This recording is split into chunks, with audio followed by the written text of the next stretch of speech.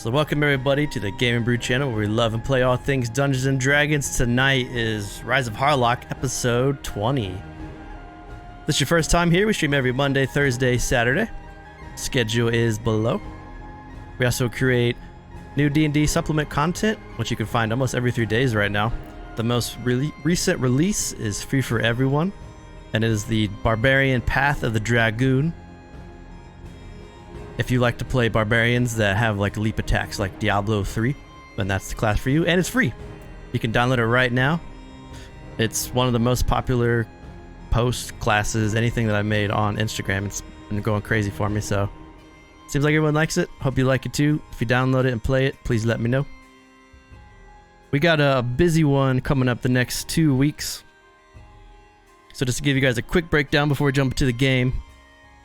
What you can expect this week is 2 articles covering the Akkadian Empire, an article that's going to quickly talk about the new great games, and then maybe hopefully 3 days, I'm looking at my calendar, in 3 days we'll have the artwork done that everyone can check out and download of Magnus Darkshield. The big thing though is Monday is the 1st, and the 1st means it's a new month and a new theme, and we're going to have another vote. So everyone in the Patreon will vote on this month's theme. We're going to have Eldritch in there. We're going to have the Northlands Barbarians in there, and a couple others. And then June 4th, which is a Thursday, is the June State of Erenel. We're going to go over everything coming out, and I'm going to go into detail on what the Great Games is, how you can participate, what to expect, and when it's coming. And then maybe on the 6th of June, which is the Saturday directly after, a new campaign will be starting. And that is the Akkadian Odyssey. That's going to be a fun one. So that's going to be replacing the Die Numbers game. So for the next 2 weeks, you guys are the only D&D game on the Gamingbrew channel. Oh. Under pressure. Nah, you guys are good. It's going to suck, especially when we're going to die both sessions. Oh no. Did you say we suck? 2 weeks of no content. Ah! It's going to suck when we die both sessions. You guys are going to be like about to die and all of a sudden just live for some strange reason.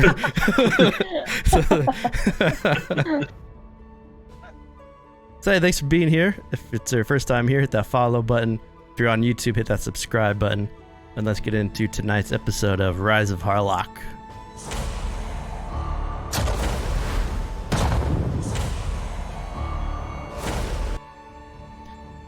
So in the last episode of Rise of Harlock, the Ghosty ones, you learned of the strange family called the Starless family, made up of 3 phage creatures, an Ardini, a satyr, and a dryad, all who claim to be protecting the forest and working for a creature known as the Primeval Gardener, a benevolent tender, who his body has seemed to like merge with this forest.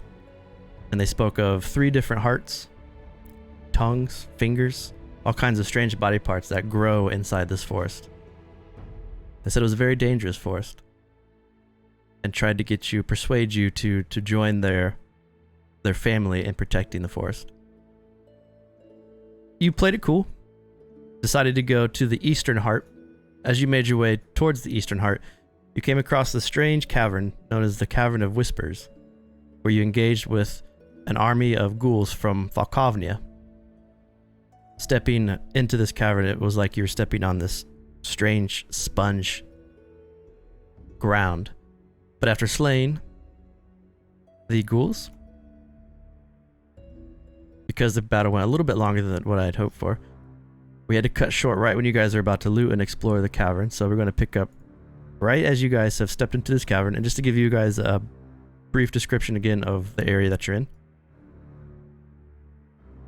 The floor here is soft and made of a pale white spongy material. The mushrooms provide enough light to see a small camp has been established near the center of the room, where large patches of rainbow-colored fungus cover the walls and grow as columns from the floor to the ceiling. However, now where there once was ruins that were starting to glow brightly after you slain the cultists, the necromancers, the ruins have now disappeared. And all that remains are the bodies of the dead ghouls, the strange white spongy floor, and these rainbow mushrooms in the room. So Ghosty ones, on this 19th of Narbaleth,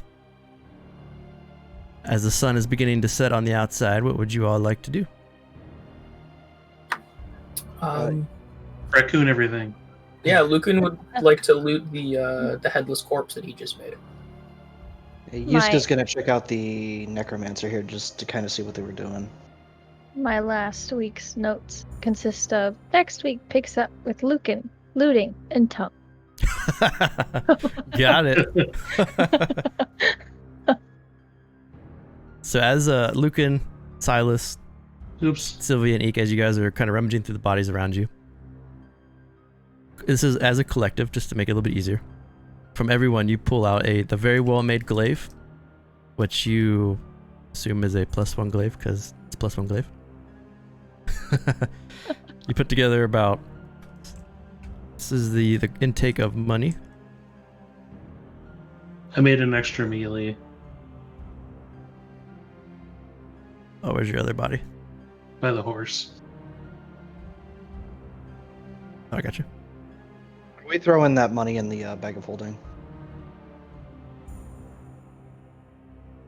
And then inside the necromancer, Yuska, where you're at, as you go over there and you kind of rummage through his body, he has a soft cloak that looks a little worn on the outside, but on the inside it looks almost like a child's blanket with stars and moons across it.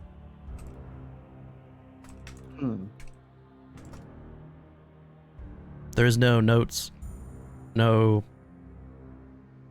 like reasonings of why they're here, no battle orders, but they do. The high-ranking Falkovnia military men here do have emblems of Falkovnia. But Silas and Sylvia, you would both know that all Falkovnia army men, you know, that they're very proud, and they sport the severed ghoul hand as their emblem. They wear everywhere.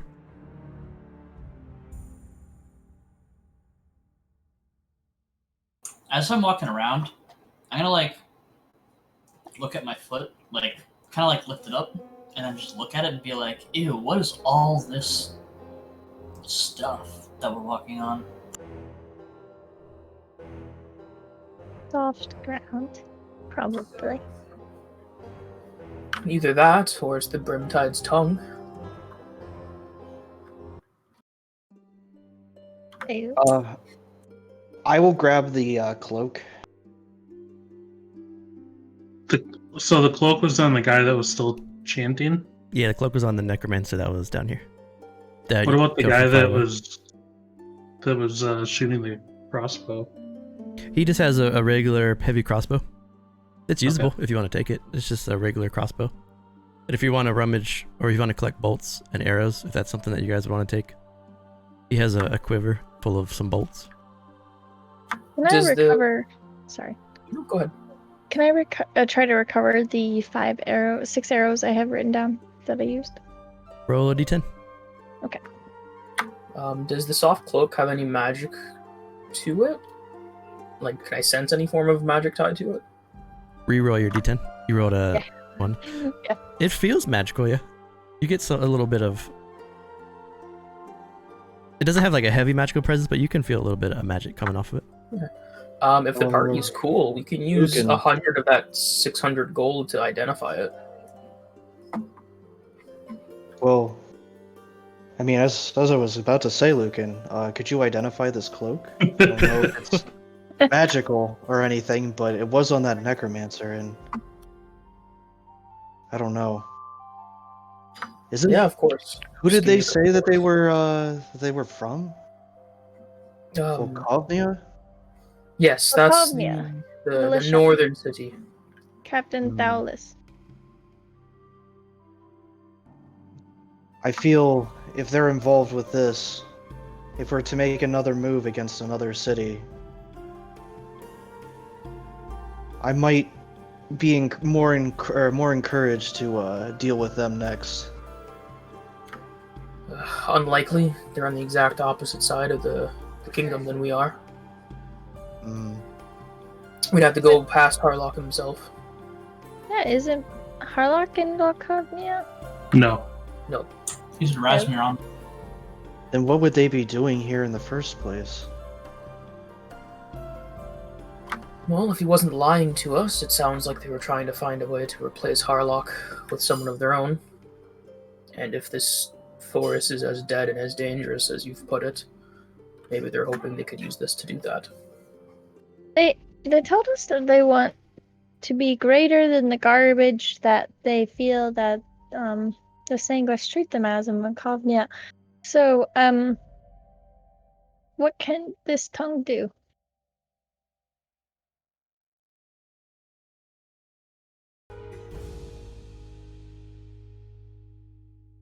While you talk about that, your ritual will go off, identifying the mantle of security.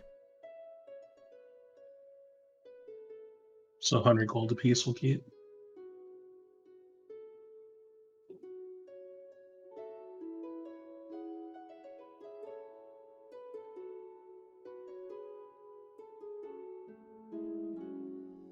I think that would look adorable on Ekanik. That sounded so cool, but this soft cloak was once a child's beloved blanket. You can use it as a blanket when you go to sleep. This is true! She has pillows up the ass. No, she has a blanket. So if you wear it, if you're tuned to it, you can't be frightened and you can't be put to sleep.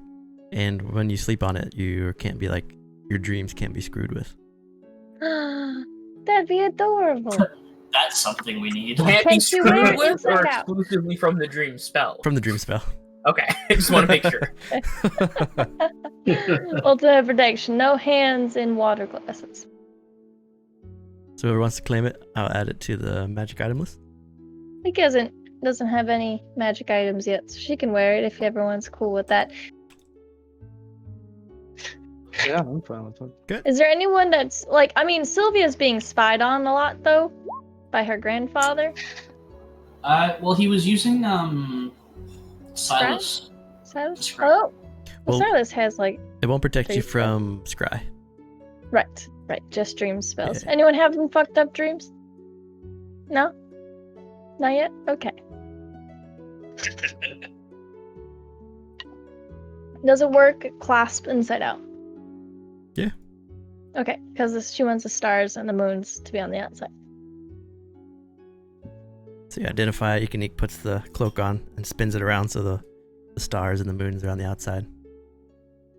Yeah. Is it really long or does it like magically adjust? I always like to think items magically adjust to the wearer. Because they're magical, so. Could be as long or short as you want it to. It drags a little, but not too much.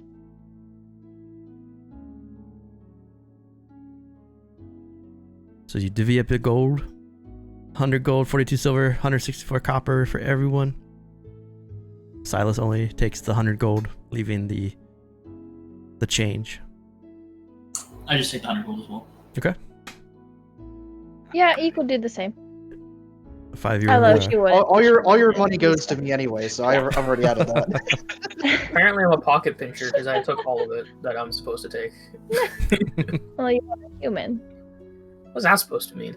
Well, but Nothing. 20 of the stuff that you took was already, well, whatever. It was 120 gold apiece. It would have been if we didn't take the 100 out. Yeah, Ekanik's now wearing 100 extra gold. Oh, snap. You're just standing in this strange cavern with spongy floors and rainbow mushrooms. Well, did anyone find a tongue laying around? Is the ground a tongue? What color is the tongue? Or the ground? It is a soft pale white. Kind of spongy. Ew. The ground? If this is a tongue, does that mean we're in its mouth? Ooh.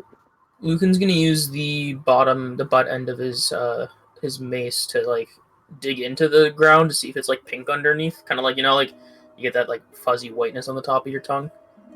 So you kind of Maybe it's just like buildup of bad tongue. digging into the ground here. About 6 inches down, it turns like a slight whitish pinkish color. Then you go down another couple inches and it gets a little more pinker. But then you go down almost a foot, and once you hit the foot, it turns into dirt. Well, if this is a tongue, it's not very thick, and I've made a hole in it. So you've pierced it. I suppose so. Don't tongues usually have a throat? Like, where's the throat and the teeth and the mouth? What if the tunnel we came down was the throat? Okay. What about the teeth? The fungus? There's no, but this is on the tongue. Like, there's no teeth on the tongue. Well, I think a lot of it might be representational instead of being an actual tongue. Yusuke, what was that person doing at the end of the tongue cave? There was no sign of what he was doing. Oh. SOAs, I don't know. All the runes, everything just faded out. Can I go over to the ritual circle and use detect magic to try and get an idea of what they were trying to do? Sure. Okay. Give me an Arcana roll too.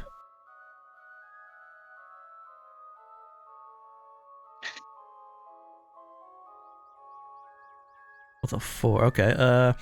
Where they're performing the ritual, even though the markings have now kind of faded away back into this white spongy area, the circle where the ritual is taking place gives off a much brighter, vibrant color compared to the rest of the cavern. But the rest of the cavern, all around you, as far as your detect magic spreads, the cavern gives off detect magic too, and it is divination. With a 4 though,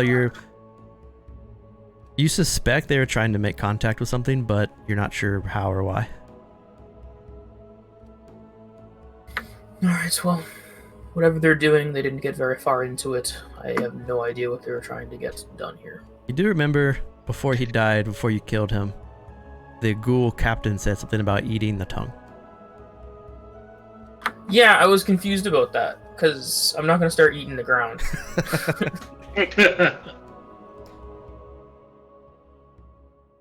Alright, well, before we leave, let's take another quick search, because he was mentioning about ingesting the tongue, and I highly doubt he meant ingesting the ground. Eek also threw a dagger and her makeshift javelin. Do I have to roll to get those to see if they're okay? Those are fine. Yeah, you got your dagger, you got your javelin. Would I be able to do a take 10 perception or something like that to make sure there's nothing like hidden walls or anything like that?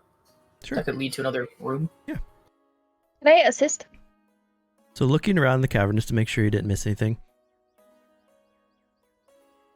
In this back corner down here, I'm gonna jump through the game. The color of the ground gets the thickest down here, and by thickest I mean it's like it's not as pale white, it's a little more like alabaster, almost like gray.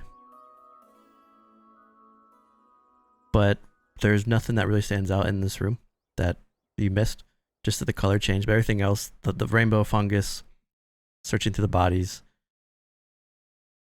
and you guys feel pretty confident that you are walking on the gardener's tongue, or just one of his tongues, or however this force works. But there's no hidden hidden corridors or any types of strange markings that you missed. I thought you were gonna say walking on sunshine. Hey, Mitch. Whoa. Walking on sunshine. You got a black screen? Is the stream not popping up for you, dude? We might just need to refresh. Yeah, you might need a refresher. Alright, Lucan will try to move around the dirt and dig a bit into the tongue in that darker section, see if there's anything different. Is it spongy like a sponge, or is it just a oddly white-colored, gray-colored dirt? It's spongy like your tongue. And the consistency, it's not dirt, it's something else. The top almost 9 inches or so is like spongy, and then once you get under that 9 inches, it gets pure ground dirt. Got it. Okay.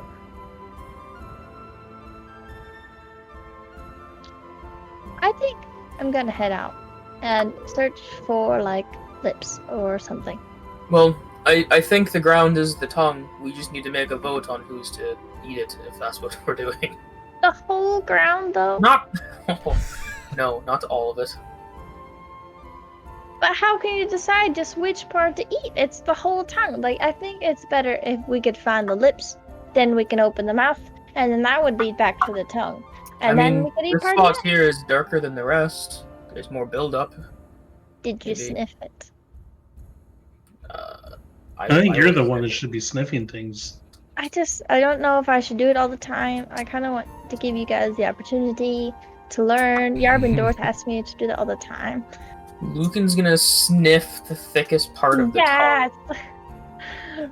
It's gonna go back and watch this. You know that smell after like a fresh rain, and you can kind of smell like when you're like camping, you can smell like the forest and like the moss. It has a very pungent-y but fresh smell. It doesn't smell harmful. It doesn't smell like decaying. It just smells like it's like an sensitive like wet forest almost. Alright. Lucan's gonna do the thing I was taught in class to never do. He's gonna drag his finger across the ground and he's gonna lick it. His finger. His finger. After he rubs it, yeah. Yeah, chump. Gotta go full force. No, I'm not starting Tongue to on eat. tongue action. That's what I was gonna say. It's French kissing. French kiss the ground. So you go finger, and then like you lick your finger. Yeah, dig it into the ground, lick my finger with whatever's on it. It's a very warm sensation. Feels kind of pleasing, and for you it would feel like a brief like glimpse of light like floods through your body, like just like a shock, and then it goes away. Well, there's definitely something magical about this. It feels almost as though I'm not gonna say it. Never mind. It feels very different than how it should. Can I see him do that from where I am? Yeah. I don't think he's trying to hide it. He just kind of, and you're very perceptive. I'm gonna yell over and tell him to bite it. Just take out like a munch out of the ground. You can take that munch. I've had my fill. It's been such a long time that I've eaten something that I'm not sure if I'd be able to taste it anyways.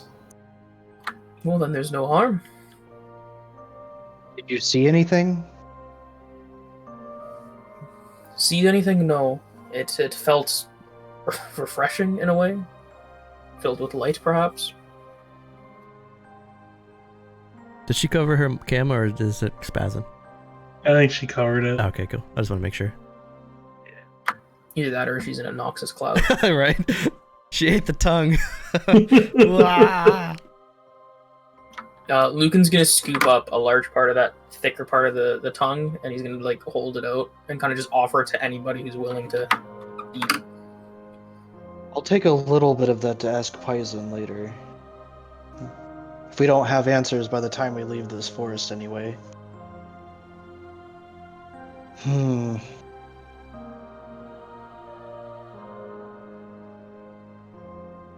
No, I'm actually going to go And over then- and take a little bit. Yeah, Yusuke will take a small handful and put it in one of his pouches, and then he'll take another small pinch, stare at it for a second. All right, if people are gonna And start then eating it, we should eat we'll- it together. He's just gonna go for it. Nobody likes to ride alone. So Silas, you took a bite? Yep. About how big of a bite would you think you would take? I mean, I don't Oh, know, wow. like fingertip size. Okay. Yusuke, you think you took about the same size bite? I mean, probably a lot bigger considering how much bigger my hands are that's probably. So Yusuke's taking a little bit more. And then Sylvia, Eek, and Lucan, you two of you watch Silas and Yusuke both nibble. I thought Lucan was eating too. Yeah, I eat whatever they don't eat Oh, off you do? my hands. Okay. Yeah. So it affects each of you differently. And Sylvia and Eek, as you watch, their pupils dilate and they kind of sway a little bit, almost like they're in a gentle breeze, almost. For Lucan, the first lick was just the test, but now you have consumed the tongue. This entire cavern fills with this like brilliant light that just shines through the cavern all around you. And you swear for a second you can hear the choirs themselves singing from the above at the bottom of Zion Mountain where Rezmir resides. And as you look up to the sky, you feel as if you could almost speak to him yourself right now in this very brief time that you have while you're eating this tongue. It's almost like a pathway has opened from you to the above to your deity. Rezmir, can you hear me? And you like look like straight up basically. There's no response, but your chest is full, and you feel like you feel some sort of gaze that you know is looking down upon you.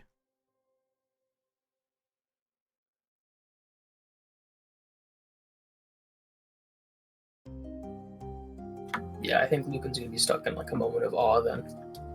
So you see Lucan just looking up, and when you speak while you're doing this, everyone around you that's not partaking in the tongue can see you. So you all see Lucan look up and ask for Rezmir. Yuska, as you bite the tongue, this entire cavern fills with this very like verdant greenish bluish color.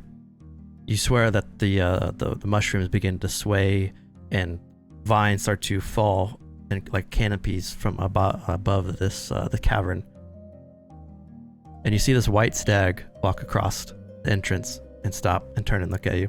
The stag's antlers are very pronounced, and it looks like he has almost 5 different antlers that stick out at full length, almost longer than his body. And he turns and he looks at you.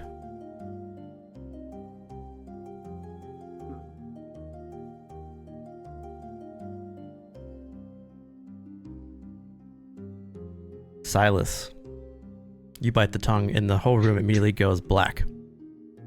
You can't see anything around you or anyone around you. And then across from you, where the cavern entrance is, this very purplish, bluish light erupts and slowly looks like something is walking down the cavern towards you. And it walks and it walks.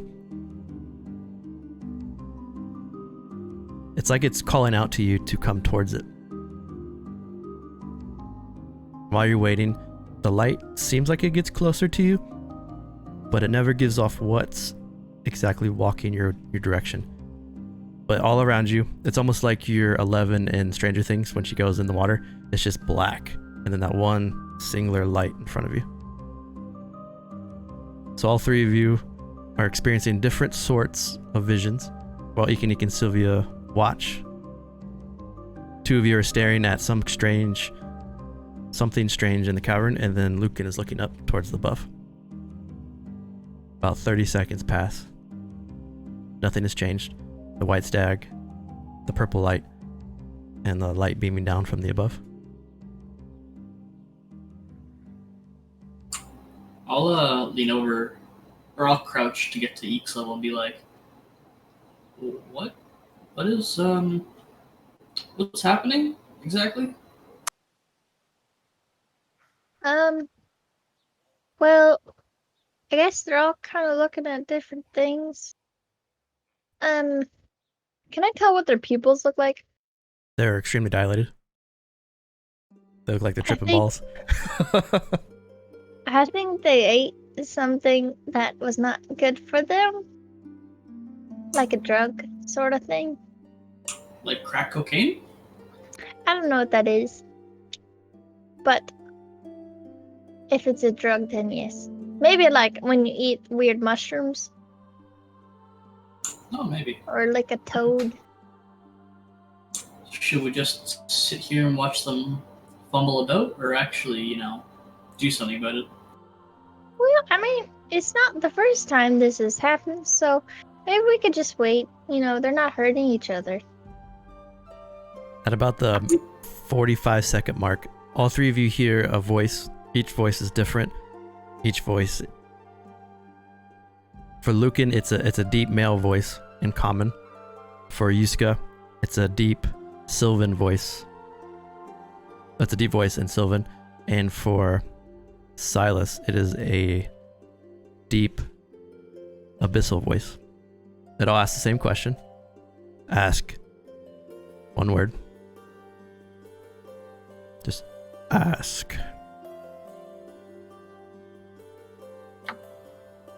What controls this forest?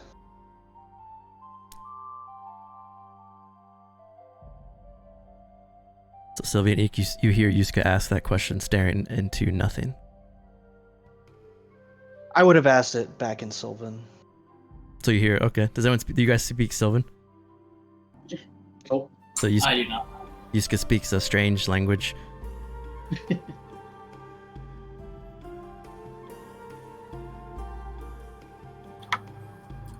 Resmir, I need to know, am I on the right path? Is this what you want? You both hear Lucan say that in common?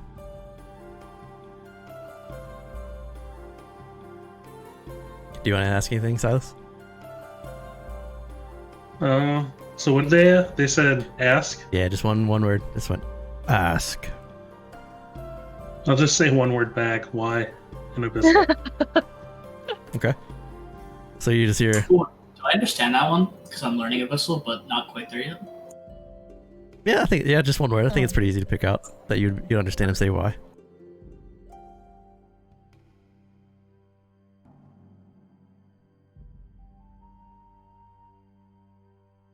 Silas gets no response. Lucan, the same voice says, no. Yusuke,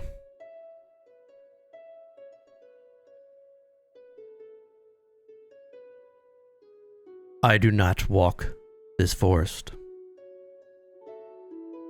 And then at the minute mark now that you guys have ingested this and 1 minute has passed, your eyes come back together and each of you make a con save as you fall out of this this stupor. Oh my There they god. are. Wow. There they are. The ghosty ones are back in full You all have force. advantage. You all have advantage. Use it. I don't. Except for Lucan. You each turn and just retch and just hurl and fall to the ground. Feel a little sick to your stomach. Got the dice out. But the can cabin say by is like normal here. again. You can see Sylvia and Ikanik again. You just feel a little sick to your stomach. Hey, are you alright? Do you guys need some water? How's the room? Is it spinning? Oh, I don't need any water. I just need some fresh air. And Lucan's gonna go straight outside. Just before he goes outside, I'll walk over and just like snarkily say, well, that's why you just don't eat things off the ground, especially something called a tongue. Well, I was actually gonna ask if you wanted to do it with me, Sylvia. They didn't hurt themselves. I mean, everybody else has. Okay, you do it first and then I'll do it and I'll watch you to make sure you're safe. We'll just do it at the same time. Hey, Yusuke, can you watch us? I don't know if you guys want to actually ingest this. Yeah. But yeah, I can watch. You gotta tell us what you saw, and then we'll tell you what we saw. Sometimes I do this with Yusuke. Sylvia, I know this is gonna be like a first time. It's gonna be great. I've had my fair share of hallucinogens, just not this one.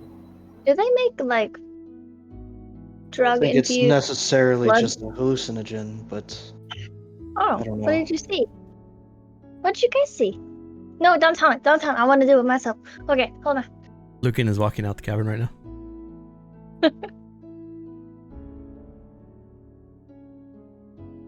You can Oh. go to the circle with Sylvia if she goes.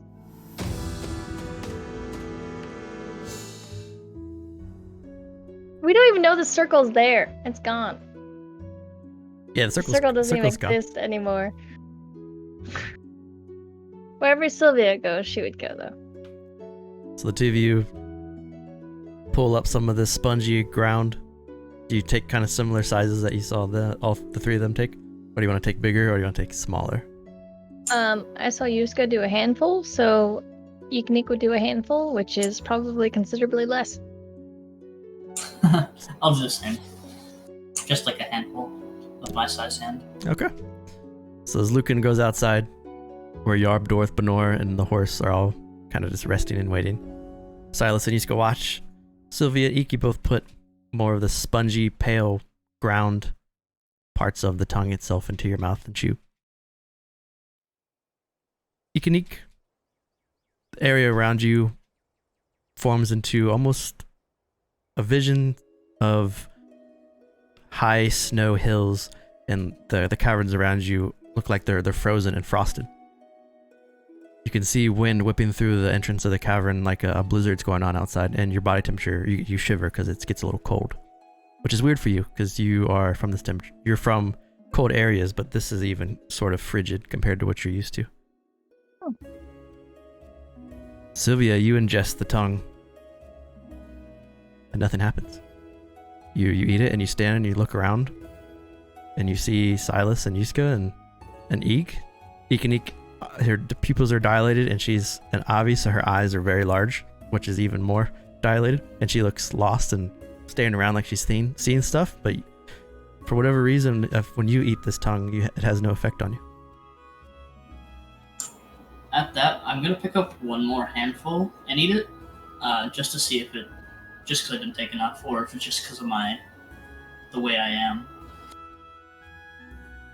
So Yusuke and Silas, you see him scoop another handful in his mouth, pop it in, chew and swallow. About 30 seconds pass. Eek and Eek, you're still seeing snow, blizzard-like conditions. Sylvia, it's almost angry at this point because nothing is still happening, and you've ingested much more than anyone that was in this cavern so far. At that point, I would just accept that it's because of the way I am, and just walk away, kind of thing.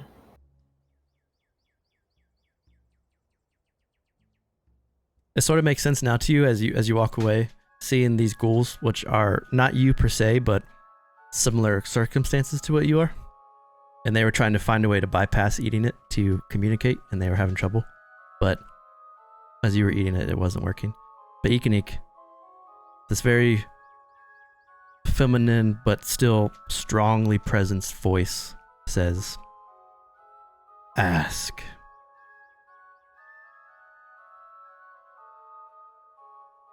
Who are you?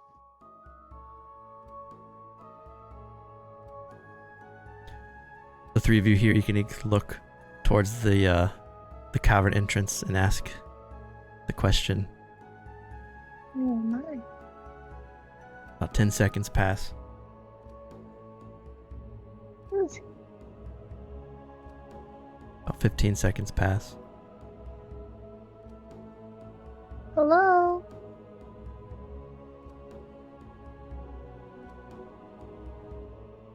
Ludwin shines upon you.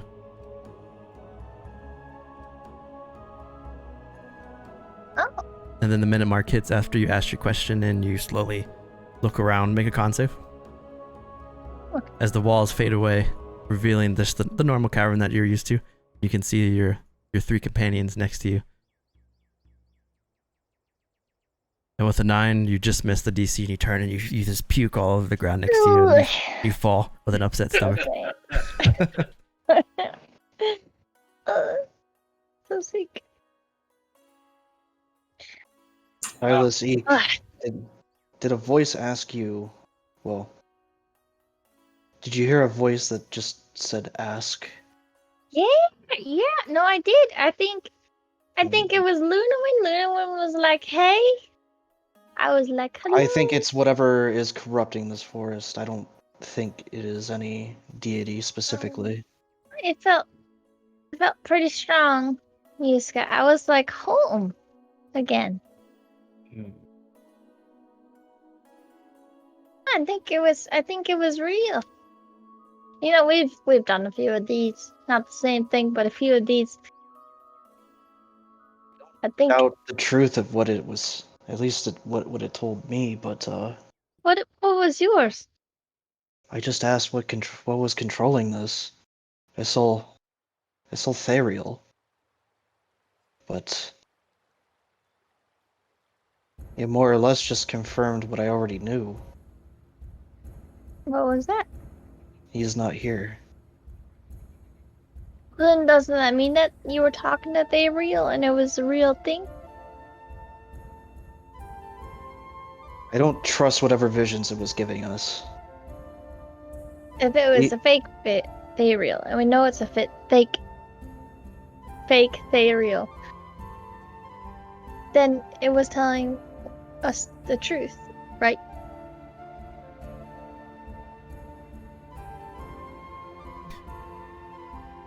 You can ingest more. The more you ingest, the more stuff will happen to you if you fail your con saves. But you can ingest and ask one question to whatever you think you're speaking to. I have no idea about that. Her intelligence is low, wisdom is high.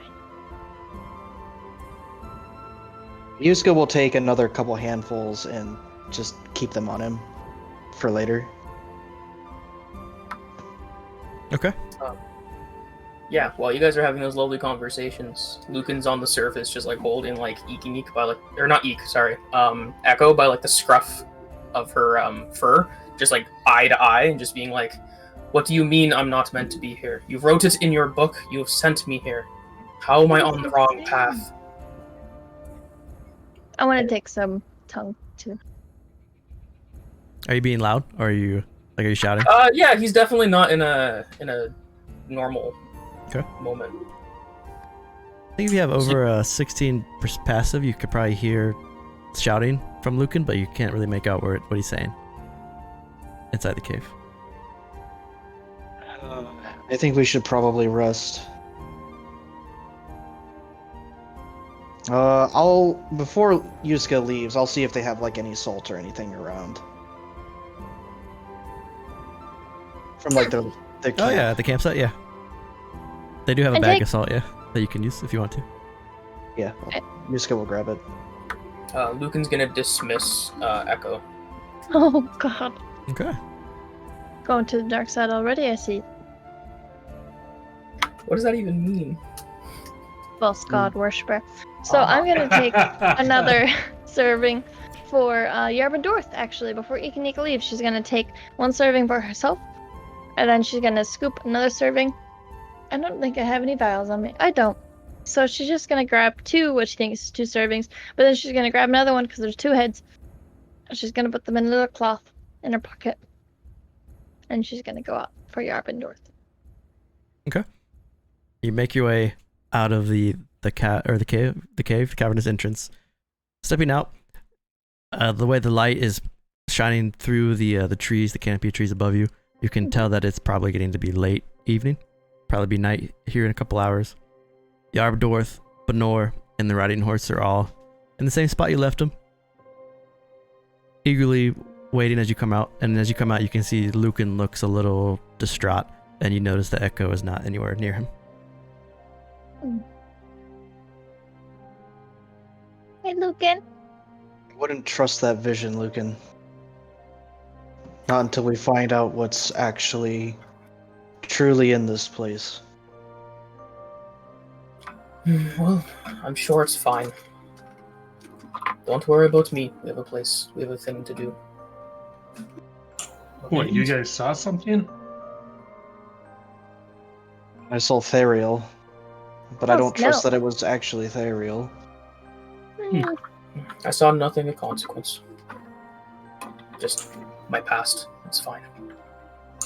Maybe he's realized that he finally worships a false god. And what is that supposed to mean, Sylvia?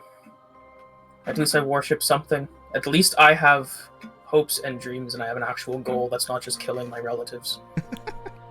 I used to have hopes and dreams. Then the Scarlet Walker let me down. Haven't been the same ever since, as you can tell. Then perhaps you were worshipping the wrong thing then. If you were worshipping Resmir, this wouldn't have happened. You probably would still have nice skin. Burn. I'm so hurt.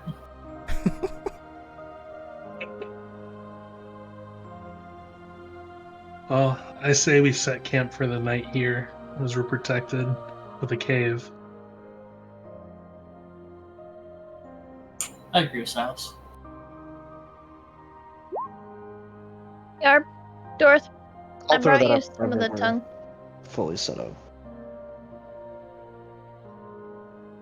Yarbendorf turned to you and looked down at the tongue that you're showing him. Yes. So we all went into this mouth cave, and we had some of this spongy ground, which is like a tongue, which is like it's like a soothsayer, but you're eating it. It's like a mushroom, kind of. So Yusuke says the stuff that you see is probably false. So it's probably false. Feels real, really strong. But I thought you should try some too, and then you can let us know what you see. You have funny, spongy food for Yarbendorf. Yes, both of your heads. We both eat and we see something special. Yes, it's going to ask you why. It's going to say, why?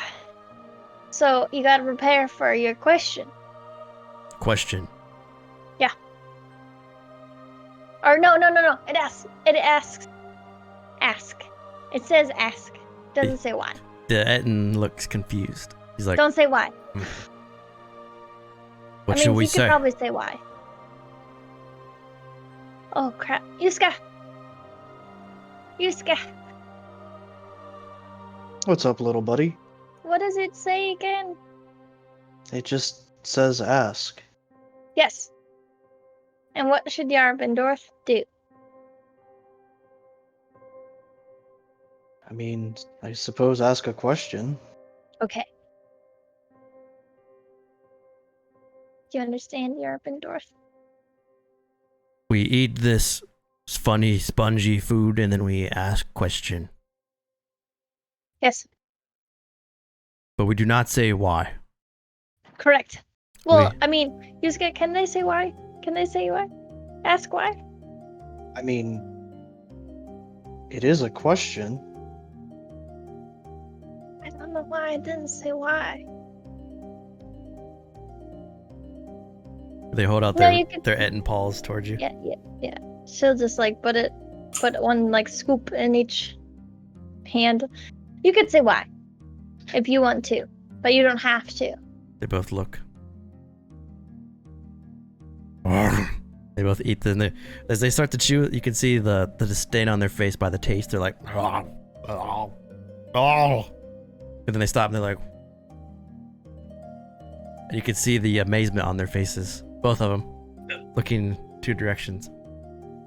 And they both ate servings, except they are one stomach, so they ate a little bit more than you think they should have eaten. Oh no. So they're both looking around like, oh. And then all of a sudden they both freeze and they look up.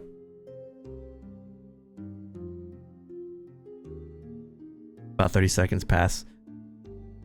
You can see their ears almost like a dog when they hear something. They kind of twitch, like they heard something. But they freeze for a second again. And they both look around. You can see them turn and look at each other. They turn and look back up into the air. How do we protect Harlock? They stare.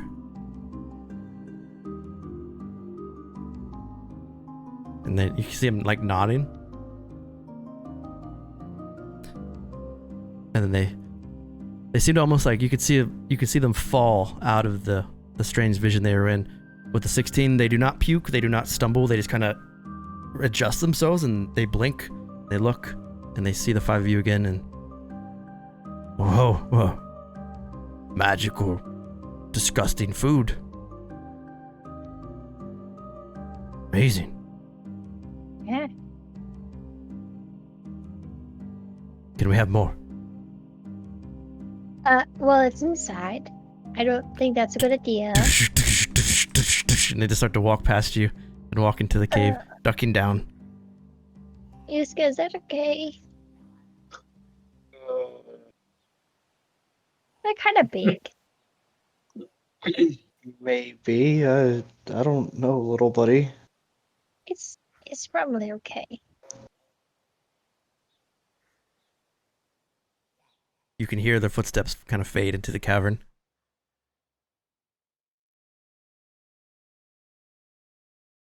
Box cutter.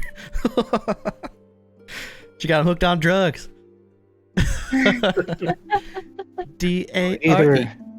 Either Did way, it we should work? probably rest and get out of here as soon as possible. Tongue, the gateway drug. I agree.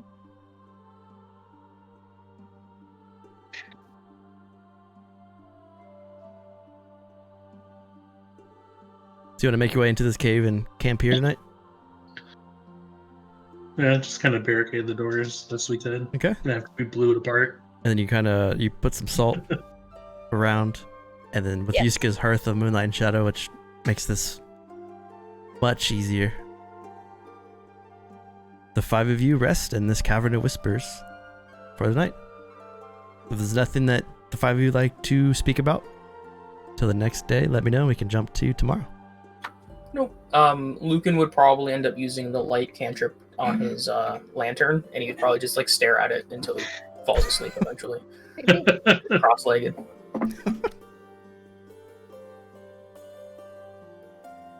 When you make your way into the cavern, Yarb and Dorth are passed out next to the spot where there's holes from where you poked the tongue out, and they're just unconscious.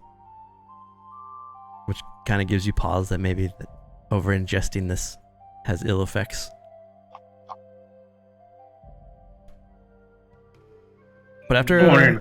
ahead. Actually, I want to do it one more time before we go to bed. Okay. But do you want to do a bigger size, a smaller size, or you want to do like the same size? Maybe a little bit bigger. A little bit bigger. Yuska will also do the same amount that he did before. Okay. One Yeah, last- I'll try the same amount he did, Okay. which I guess is probably... His amount is a little bit bigger than yours, so it kind of makes sense. So as Lucan is staring at the light, Silas and Yuska, you both eat, again, the tongue. The effects are similar. For Silas, it is darkness, just pure black around you, and that same bluish-purple light walking towards you. For Yuska, it's the same verdant, greenish, bluish hues with vines that hang down. And the same question is asked with the same voices. Both of yours different. One abyssal, one sylvan. And then you hear the words. Ask.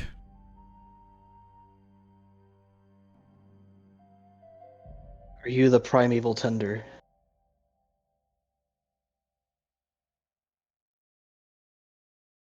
I ask in Sylvan, of course. The voice answers Yuska.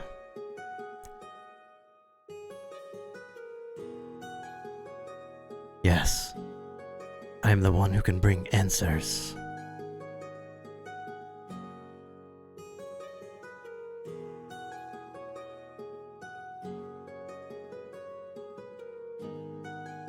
Which is different, because you addressed Therial the first time. This is the second time you've ate. And Silas. Why was I brought back? To serve me.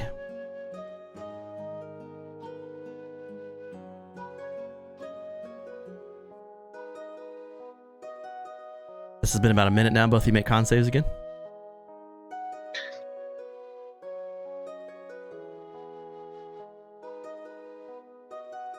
You both kind of fall out of the strange stupor, the strange psychedelic effects, and you feel a lot better than you did the first time. You don't retch, you don't hurl, you just kind of slowly fall back into reality. As Yarbendorf is unconscious under you. Well, Lucan, I wouldn't stress over what it was telling you. Whatever we're communicating with is the primeval tender. Well, that's good to know. Lets me know what I need to do. So, the entity that I guess we're connecting with through this tongue is what this forest is. Then then what it said, was it a lie? Don't know necessarily.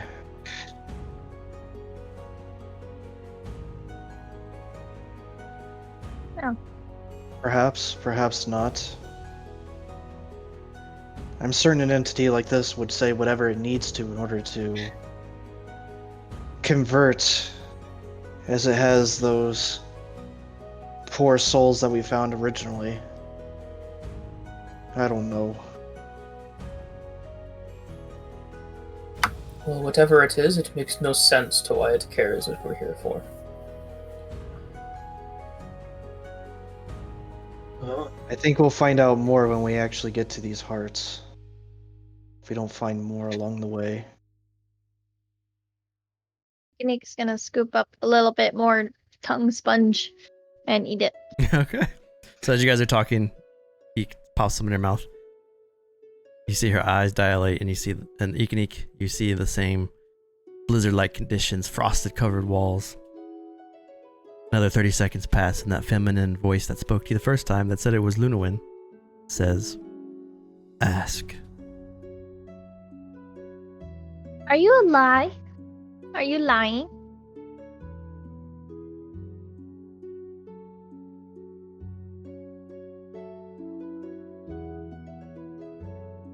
"15 seconds pass.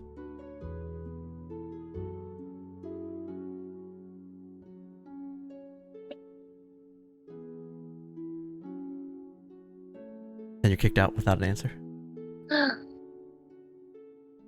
Okay. Make a con save. Yep. Yeah. No! Oh, everywhere. So Ikanik, on your second ingestion with a fail, Ikanik kind of falls out and instantly falls unconscious on the ground. Just like Yarvin Dorth, she just falls next to the ground unconscious.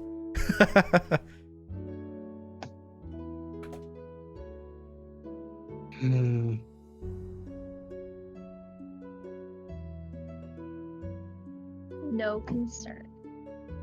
Well, since we're doing a long rest, I'll hit her with a lesser restoration and one balm. Okay.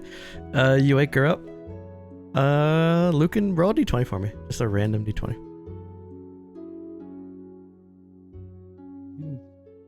Perfect. Oh, Nice roll, dude. Got it.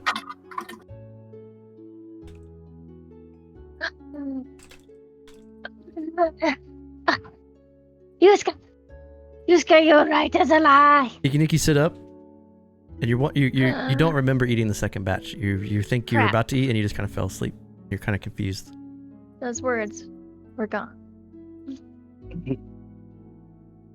Well, hey. Well, hey. Stuff is dangerous. What did you see? Hmm? Did you do it again? No, you were about to, but then you fell unconscious.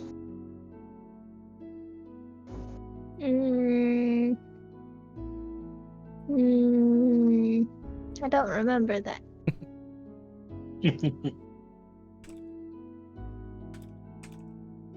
I think we should call it for a night.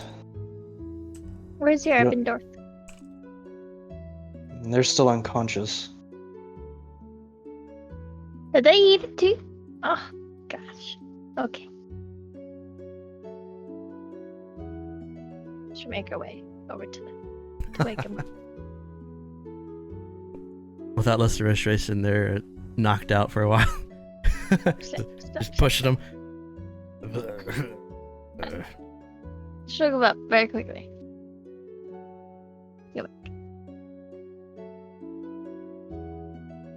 So night comes.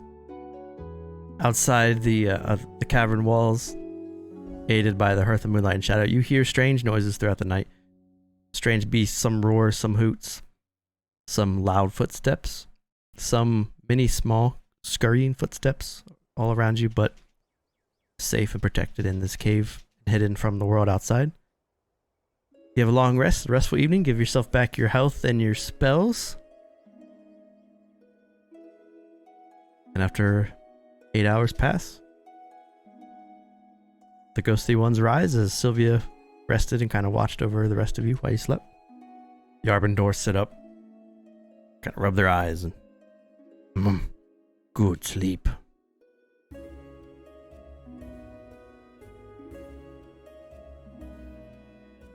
Morning, Arvendorth.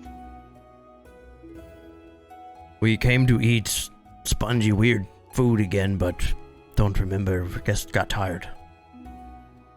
Oh, I thought you did it. We meant to, but we got answer. Huh? From great bird Ikanik came down from dream and told us what we must do to protect village. Wait a minute. You saw me in your vision? Yes, but you were high, tall, 200 feet large, covered in white light. You told us what we needed to do to protect our homeland. And we shall do it, and we will return victorious in Yarbendorf. We'll save village. I definitely want to help you save your homeland because I want to do the same thing. That'd be great, you know. But I didn't go anywhere except for that one time that I fell asleep. Yuska, I didn't go anywhere. No, I believe all you saw was whatever this primeval tender is. The all-powerful Ikanik, Lord of the Kitchen, is so powerful she does not even know that she descends from the skies as a god. Well, sounds okay. We saw it with our own eyes, thanks to the food that you gave us. I didn't. It's not food, really. It's just like a drug, but I mean, maybe I did it. Only the great, powerful king, or lord of the kitchen, could supply us with such a meal to let us see visions of herself and learn glory. Tell us what we needed to know. Yuska. The Eden's like almost cheering now. She is so wise that she knows how to give us information just by the mere food that she cooks. Amazing. Well, this sounds sort of true. I think. They start to strap on the saddle again. Just Well, hold on. You said there was light, right? I had like lots of light with me. You descended from the heavens, 200 Yes. feet wide, massive Ikanik, great That's kinda Ursus. Yeah. And you told us what we needed to know. You said, ask. And we asked. Uh-huh. Like you told us to. We did not say why. That's good. We said, how do we save our village Kuharak? And you told us. To learn the answer. And we will learn the answer. Oh, yeah. No, I would definitely have said that. Lucan, do you think Resmir could have helped me reach Yarbendorf in their vision? Because there was a lot of light. I doubt it. Resmir wouldn't put his time and effort into them, That's unfortunately. kind of rude because I talked to Resmir's angel and I understand mean, that, but you seem to be talking to multiple gods. Why would Resmir waste his time on a two-headed creature? you don't have to get jealous. It's nothing to do with jealousy. He's not a human. They're so dumb they don't even realize they're being slighted. They're just like, Oh no. we will find an answer and we will crush those who would raid us. Yeah, that's okay. Yeah.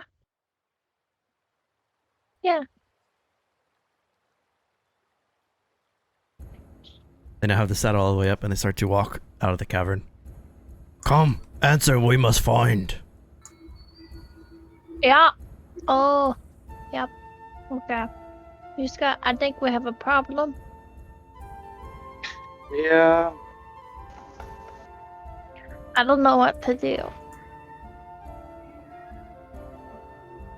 They're really Maybe big. not introduce. Maybe not introduce them to any more drugs. No, they can't handle it. It's clear. Although that would have been, I mean, it's pretty cool that I saw them in their dream. I don't remember it though.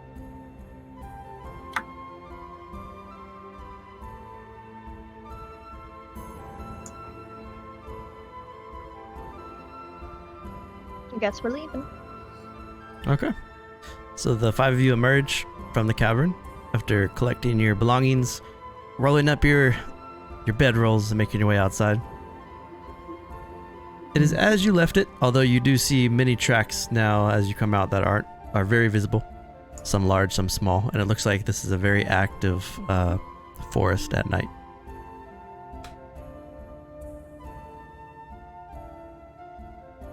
I pee a lot, got the baby to sleep, time to hang out. Yeah. So you emerge. Do you want to resummon your steed? Yeah. Okay. Evermore steed pops out of the ground in its same ghastly, ghostly effect that now has become commonplace to the group. And you continue east, towards the eastern heart. And as you do, hours pass. And as you walk east, a monotony of trees stretch in every direction. And we need some new music for this.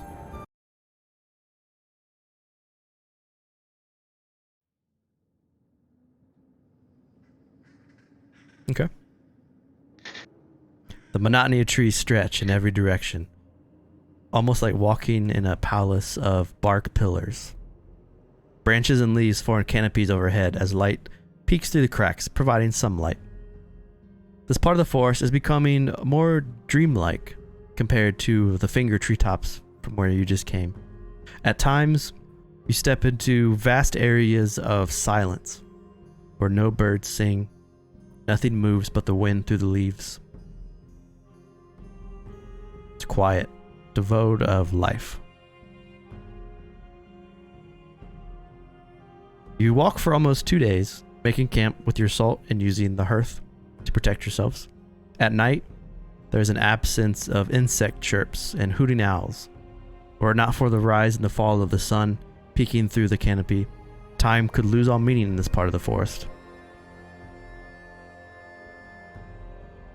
After 2 days pass, a small clearing opens up, providing a little brief respite to where you've traveled so far. A large rock sits in the center of a clearing. This rock is almost 15 feet high. Atop the rock is an owl-like creature with blue plumage, a grayish belly, and yellow collar. Its wings have bright blue membranes that run along it, and along the wings are these long bladed claws. The owl looks to be almost 15 feet tall. It's a little bit taller than the Ettins, and its head kind of pokes around. In this clearing also, as you're at the edge of the clearing and looking at this owl, looking out towards the northeast is a mountain peak, which can be seen off in the distance. Maybe another couple days journey.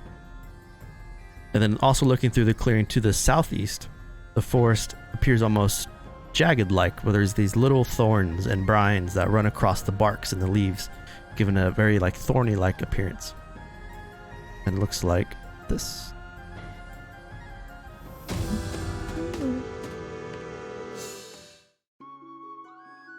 So this is the owl. And if anyone plays Monster Hunter, this is based off the Malfestio. The Malfestio sits perched on the rock.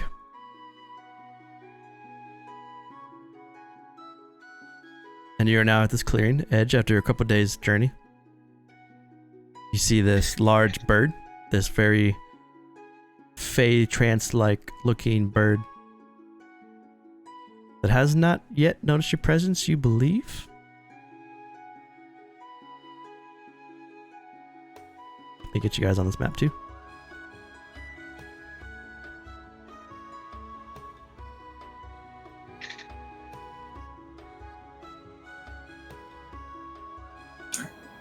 Never seen something like this. Hmm.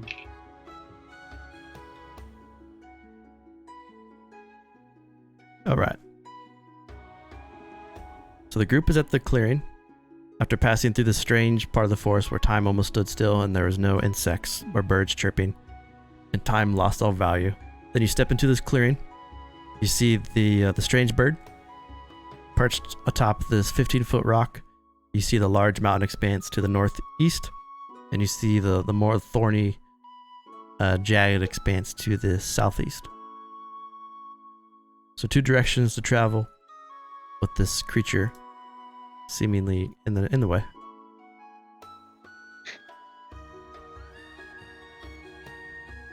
Is it anything that I could have heard from Avis lore growing up? Make a nature check. Okay. On my Anything end. else has to do with I'll try this again. Avis? Sure. Oh my god! That's not what I wanted. Oh my god! I'll use inspiration. I'll use it.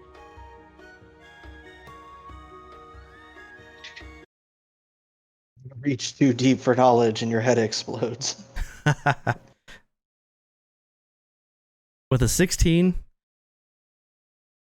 this is a Malfestio. This is a very powerful creature, a very powerful owl-like creature that has been seen in the mortal planes and in the trance. This is a creature that, with a 16, you would know. It kind of goes with your guys' stronghold. If you want to engage it, it is very difficult. It is very powerful. But if you kill it, you can collect its bones, its feathers, its innards, and give it to your blacksmith to create something special. Or you could choose to bypass it if you are worried about its difficulty, because it is quite powerful. So we gotta kill it, right? I let the group know that I remember this thing being very powerful, very dangerous. Our village kind of there's tales about it, you know, like little children being swept away by a Mephisto. You don't mess with a Mephisto. All the more reason to defeat it. Why can't I make the image pop up? God damn it. I keep trying to make it pop up in chat. It's not working. Oh my god, there's just a hand. Come on, roll 20. Don't tell me with it.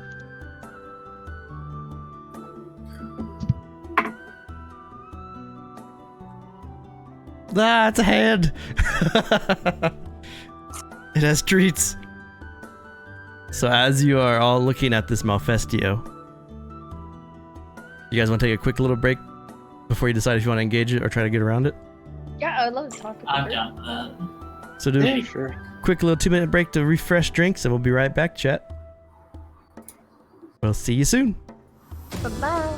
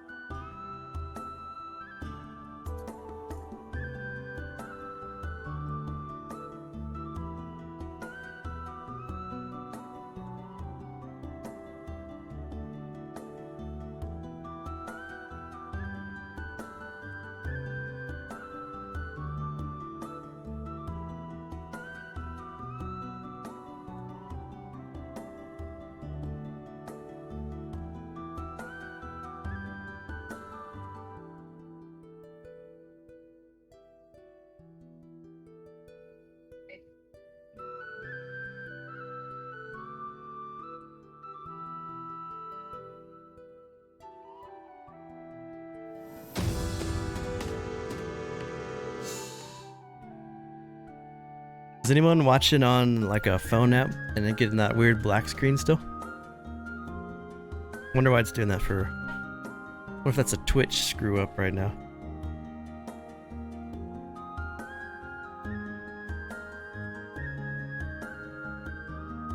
So on my iPhone works. So I wonder why it's not working for Android. Guess it's like an Android problem, maybe? Either way, that sucks.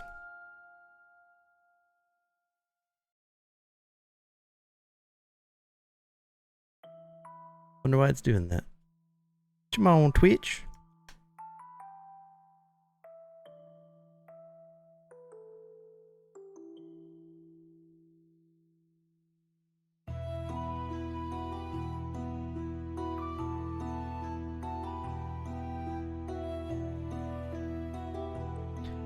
Anyone in the States watching? You guys have a good Memorial Day? Get some grilling out, some cooking out. We did some burgers and dogs. Pasta salad, a little bit of watermelon, some deviled eggs. It's pretty good. America!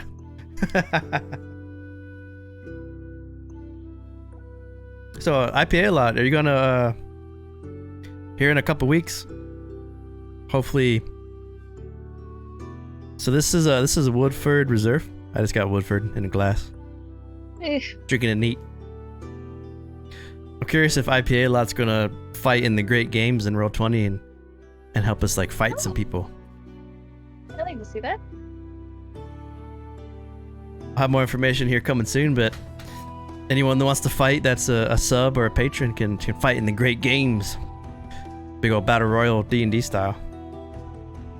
You're a bourbon nerd too? So you're an IPA nerd and you're a bourbon nerd? Hey, Brews. Perfect. Yeah. What would help you out more as a creator? Would a Patreon subscription of $5 help, or would a Twitch subscription of $5 help? So Twitch subscriptions are cool, but Twitch takes 50% of the subscription, and then Twitch only pays out once a month if you hit $100 a month. Which as a channel, all your money. So as a channel we've hit it sometimes. Whereas Patreon they do like a small fee, and if you're a Patreon member, I can give you more stuff. I can give you access to stuff. And if you're a Patreon member for $5, if you're a silver brewer, you get access to all the D&D supplement stuff we make. That is true. Okay. You get more to Patreon for sure. Yeah. Yeah. Patreon is gonna. I put a post about this, but Patreon's gonna start charging sales tax for certain parts of the states. I think this already hits Europe, and I think it might hit Canada too already. I think. Oh no! Yeah. So you're getting. Please tell me. So, if you're curious about it, I put a post on it on Patreon. You might see like if your state is doing this, you might see like a 10-cent raise on the dollar, or 10-cent increase on the dollar based on stuff. However, I did try to finagle my tiers to not do sales tax as much, so hopefully it worked, but Patreon might go through and correct stuff. Hopefully they don't, but I really tried to limit it and like sneak around their tiers. Very nice of you. Government gets enough money. For your streaming stuff, how did you get your do you use Streamlabs for your different slides? Yeah, I use Slobs, and I do a monthly Slobs or a Streamlabs SL OBS subscription. And I picked a theme, and then I installed the theme and stuff. Oh, so you're not using OBS exclusively? No, I'm using Streamlabs OBS, and Yeah. I pay monthly. You get your own basically slide deck, right? Yep. Yeah. I was curious because I've been looking at it, and I don't know if I want to pay the $20 a month. I mean, it's not that hard to go to Fiverr and like have somebody create everything for you. I think once my the viewership that we all have gets a little bit bigger, and it's like worth it, probably do my own setup and stuff. Yeah. I mean, it especially if you want to do like the streaming thing professionally, like you have to put in the time, and I mean you got to spend the money to get all the assets you need to make it decent. So yeah. I'm just wondering if it's worth doing it up front or waiting till you have a bit of a viewer base first. I'd probably depends on how you want to go about it. You could always do like the $20-$30 generic Fiverr setup to start with, and then honestly, I wouldn't start to start with. A lot of people are going to be coming to watch your content more so to watch your slides, right? Yeah, that's true. Yeah. Just keep in mind, every person who's got up out of like nowhere, the first thing they don't care about is quality of like audio and slides. It's content first, and then build off of that once you have a base. Yeah. But you do need to have somewhat of a decent setup to. Oh yeah, of course. Don't do 480 video and expect people to Just watch. do What is those numbers? you gotta want to go audio first for sure. Make your audio the best it can be first. Then go video second. But audio for sure is like the main thing. I gotta figure out how to even put my cam on the thing. I haven't figured that out yet. That's I'm never gonna be able to use my brand new mic. It's never gonna happen. Well, like You just gotta get your box. for Gamingbrew as like a channel, I like to run games for you guys and get games up and stream it. But my biggest thing right now is like writing world building and supplemental content. And supplemental content's kind of took like the lead of stuff right now, because Patreon for us is like, or for Gamingbrew is like so much bigger than Twitch in terms of like subs and viewership and stuff. That makes sense. Yeah. You obviously should focus on where you're making the money. People dig the classes and everything. Yeah, it's where the support comes first. Yeah. But Without that, we wouldn't have this anyway. So, I still like to DM. Running games and playing games is still fun. It's good to build a community. But, so you guys are in this clearing. You see this large Mephisto owl looking in all directions. You're not sure if it's noticed your presence yet, but you feel like it hasn't.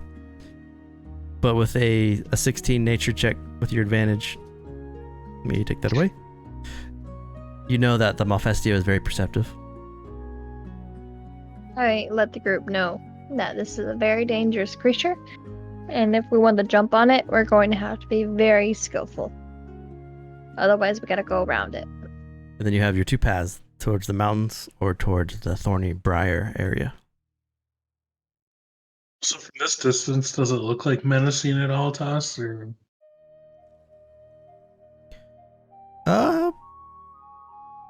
It doesn't look... It looks dangerous, but it doesn't look like it really minds you there so far. If that makes sense. Yeah, that's what I was gonna get at. Yeah. Well, Out of game, I vote we'd kill it, or try to while dying. But While dying. I mean, Sylvia loves to kill people, so. Cough, the DM's not gonna kill us.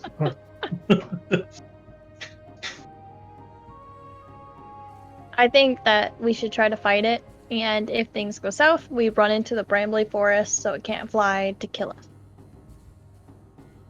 I mean, if we can bypass it, I'd like to bypass it, but whatever the group thinks is best. Perhaps I could try and sneak up to it first and clip its wings, or at least one of them. Well, to get to We where can't get do we have to go through this field? Can we not go around? We're gonna go around. Well, We can go we have south. to go. We have to either go north or south. We don't have to go quite near it, but we'll have to go past it in some fashion. I do believe it's an intelligent creature. We can probably reason with it. Well, I don't speak bird, so I don't think I'll be much help in that matter. Oh, you have Yuska and I. Mostly Yuska. If you plan to talk to it, I'll be hiding in the trees while you do so. I thought we were gonna kill it. Was out of game.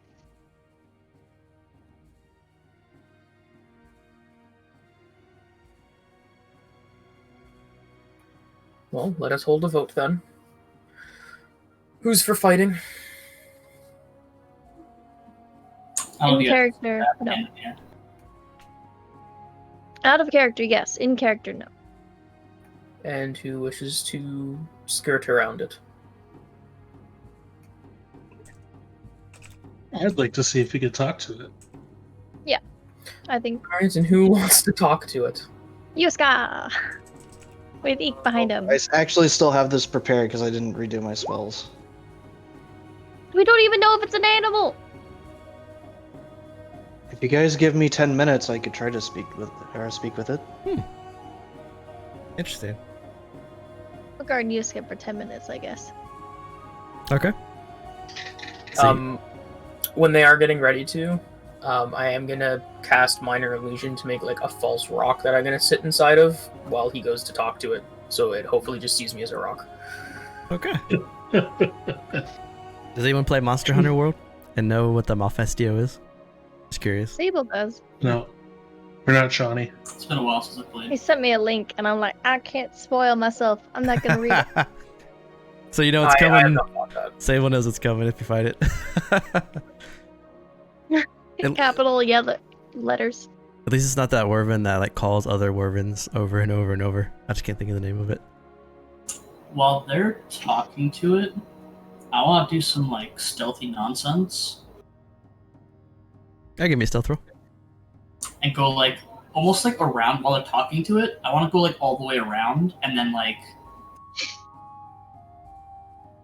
over here where it can't like its back would be to me, kind of thing. God. So, And with only dying once, Sylvia sneaks around to try again. so you're gonna go like That was this. the wrong roll. You're gonna go like around this way Yes. in the brush, then come out the backside. I have Yarbadora staying 50 feet behind me. I asked them to do that. Gotcha. So does this map look right where like the dash lines are like? Yeah. Oh come on, like are kind of hellish, or a mound like a mound raker kind of. Yeah, but that's not too invasive. Like it's not really that high. This is 15 feet high from the point. The briny area is down here, and then the mountain expanse area is up here. I was just kind of looking. You can see shadows and stuff, so I was just kind of wondering. So as Yusuke, Eek, and Silas step forward after casting Speak with Animals, Lucan conceals himself and his illusion, and Sylvia, the 20. Okay, tells Winter to hide behind the tree. With the 20, you feel stealthy, and you start to make your way around. As you approach, as you walk out of the tree line and start to approach, the Malfestio kind of its body is faced northeast towards the mountain, but its head spins towards Yusuke. So its body's facing one way, but its head spins behind and looks towards you, Yusuke. Does the party have earplugs?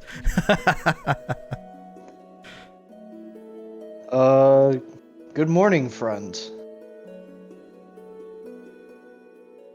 I'll shout out to it. Good morning. Not the Oh. most unexpected. Me and my party were wondering if you would be so kind as to let us pass. We're looking for the heart of the forest on this eastern side. It stretches a bit, and then its body like spins with its head, and it hops off towards the rock next to you and looks down. Then you get its full 12 foot high, and it looks like its wingspan's almost 30 feet out as it kind of stretches a bit. Ugh. You have come into the graces of the great Gamisto. You must provide offering rest. before you can pass.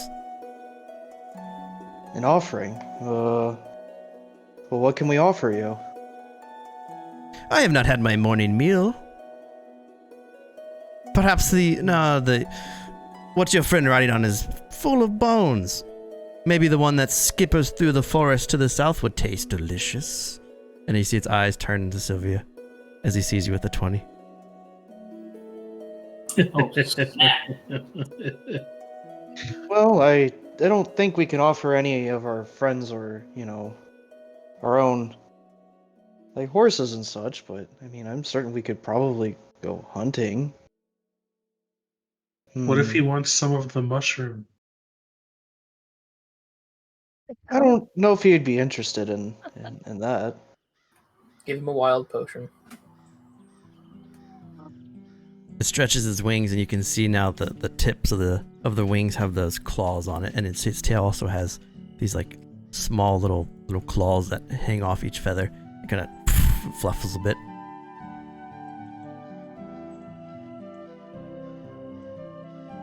Hmm.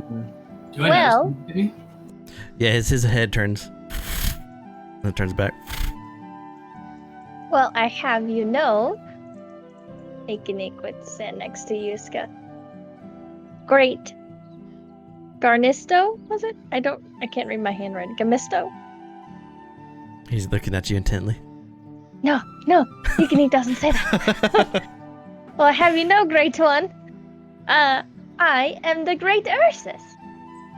It is lovely to meet one of my own kind. I am not an Ursus. Well, me neither. Does he actually understand the comment, or am I translating? Oh, are we speaking common? Oh, you're speaking common? Yeah, he doesn't understand you. Yeah, he doesn't understand you. Oh, never mind. She doesn't say then anything. I'll translate all of this. Oh no, she had no idea what he said then. She wouldn't have made the great versus True. great Oh, yeah. comment. Yeah, no. Wishful thinking. What do you want to translate to, Gwynista? Not nothing if she's Gotcha. No? because yeah. So he just ruffles his feathers after he looked north to Sylvia. What did the big bird say? Well, he wants us to make an offering to him. He was looking at Sylvia, I guess. I don't know why she's sneaking around to the north. But he wants one of our steeds or something for his morning breakfast. Would a good berry be okay? It's not a little offer. I'll ask him. So we can make these good berries. They can fill you up for a day. Just all it takes is one. They're not too bad tasting either. He looks at you. His eyes kind of leer a bit, and you can see that the orange and red eyes kind of look. A taste test. I think we can do that. Little buddy, can you give me some good berries? Oh yeah? No, that's cool, yeah. And I would cast good berry, and I would give Yuska all 10 of them. When you cast good berries, as you make the motions, he goes, "Rah!" And he like jumps back, like pissed off, like afraid, as he sees the magic. And his loud voice just booms around it, and you can see the grass kind of fall as this huge sonic wave of anger just I knocked out my headphones. There we go. Just like a sonic boom, it goes off. Everyone in 20 feet. Nobody. All right, you guys are good. It's like it pushes you back a bit, and you kind of hold place, but you get the sense that this thing can screech very loudly. Yuska, what happened? I don't think you liked the magic you were casting. Oh. Sorry, friend. It's what we do to make the good berries as good as they are. Did it cast, or like a spell slot used, or no? Yeah, you still cast it. You just saw that he got Okay. very frightened of it. But you have the 10 good berries in your hand. Okay. I'll hold it up for Yuska. I'll take the good berries.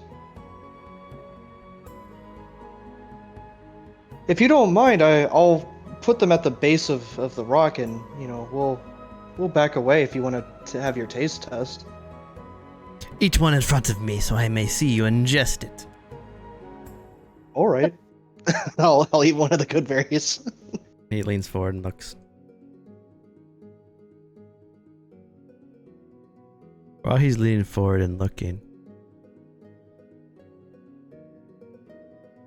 he leans forward, and as he stares at you, Yuska, his eyes wander a bit behind you, and Lucan, you can see the gaze of the Malfestio staring at you. Lucan will stand up once they lock eyes, and he'll walk a little bit forward, but not too close.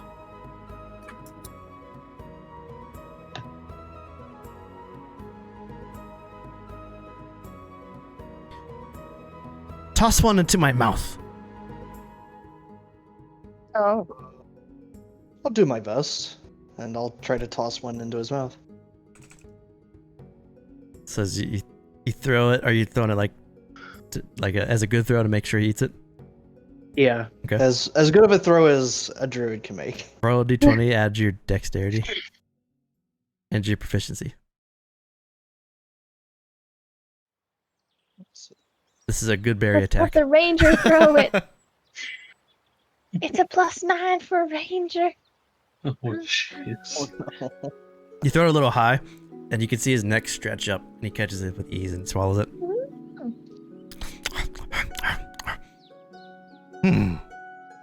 Quite delicious. I'll take 50. You may put them at the base of my rock.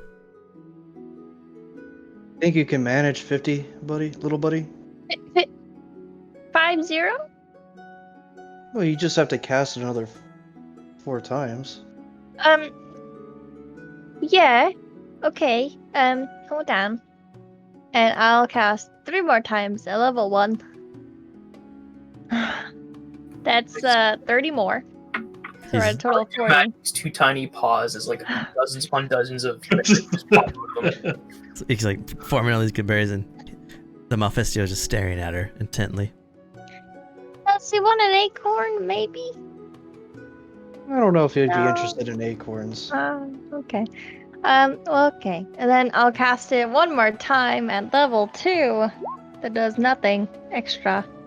I can do that, right? Hmm. Okay, then yes. Cast it at level 2. Now I have 50 total. Well, I don't have 50, but you know. I'll take those. I'll put them at the base of his rock. How long do good berries last? 24 hours. 24 hours. Okay. So as you walk up towards the Malfestio to place the berry offering in front of it, he kind of perks himself up a bit to appear larger, which makes him appear almost like 15 feet tall. And he lets his wings extend the full 30 feet in both directions. As you get close enough to place the berries, you notice now that on the opposite side of this rock, blocked from your vision the first time, are these strange, like runic writings that face to the northeast. So they'd be on like this side, kind of hidden from your view. But you'd have to make the full movement around the rock to see what they are. If you don't mind, on our way through, can I look at these little writings on the side of your rock? I'll say as I place the berries down in front of him. You may do so at a distance. This is my field. This is under my protection. That's Yeah. fair. He hops over. He starts to eat. He eats a couple berries, but he eats them very cautiously. He keeps his eyes on the 5 of you. His head is always turning as he eats. If the Mephisto would look at Eek, she'd wave from her distance. Ha! His eyes linger on you for a second. All right. Which direction are we going? I'll let everybody know that it's safe, but I think we're going north because of the less thorns, but I have no idea. Northeast is to the mountain range, and southeast is towards like the thorny briar area. Lucan kind of crosses over to Sylvia in the field. Crossing Lucan from where you are, you can now see a little bit of the ruins too, on the northeastern side. What directions were we talking? There's a center heart, which is the oldest. We're going to the eastern, but Yep. everything's eastern, so. You guys want to go north or south? You should say because they might be directions. What? On the rock. well, I say you guys should head over to like this side. Yusuke will maneuver around so you can get a look at the ruins. And Go then to the we'll just- north side? Yeah. I say northeast unless the runes say something else. We'll all head over there then. So, little buddy, can you get your dwarf and the rest of the party, and I'll meet you guys on the other side. Oh, yeah. Yeah, we can do that. Yeah. Okay. I was just like, yell, Benar, come. And so Yusuke will go wide around. Benorka's rushing across the field. Yusuke will Shoulders go wide parallel. around the rock, and as soon as he can, see the runes clearly enough. I'll try to make out what they say. So the runes are written in Sylvan. And once you get a viewpoint, you can read them a little bit better. The runes say 3 things. Although it takes you a little bit of time to read it all. The northeast mountain peak is known as the Hag's Tooth. The southeastern area, and there's like a direction, there's like an arrow that kind of points to the north. The southeastern area points to the Briar Palace. It says Briar Palace, Lord Ketchweed. And it also looks like this rock serves as a waypoint to enter the trance if one can enter the trance. And the rock is guarded by this Mephisto.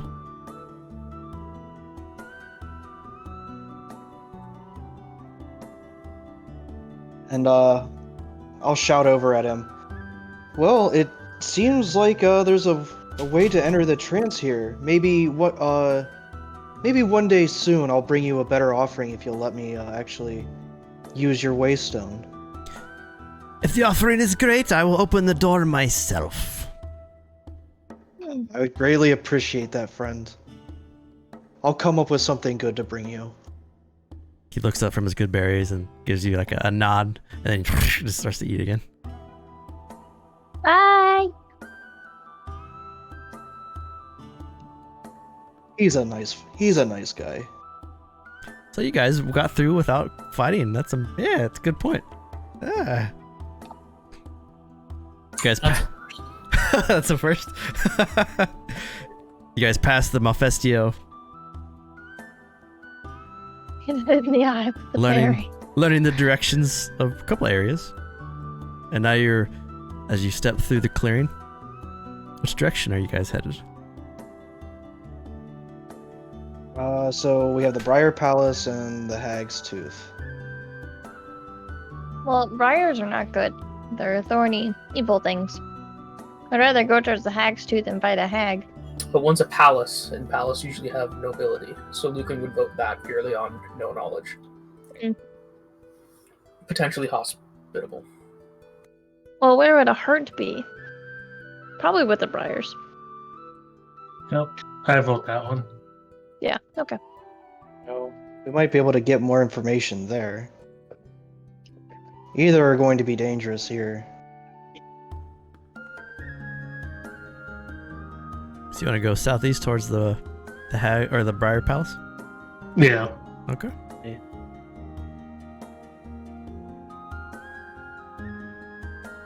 So stepping through this thorny briar expanse, every time you push trees aside, you get prickles and pokes from these thorns. How thick are these thorn branches and whatnot we're traveling through? At some points, you get the sense that there's like a trail, but sometimes it covers over and you have to like fight your way to step through. Is it magical? Yeah, it's magical. Okay.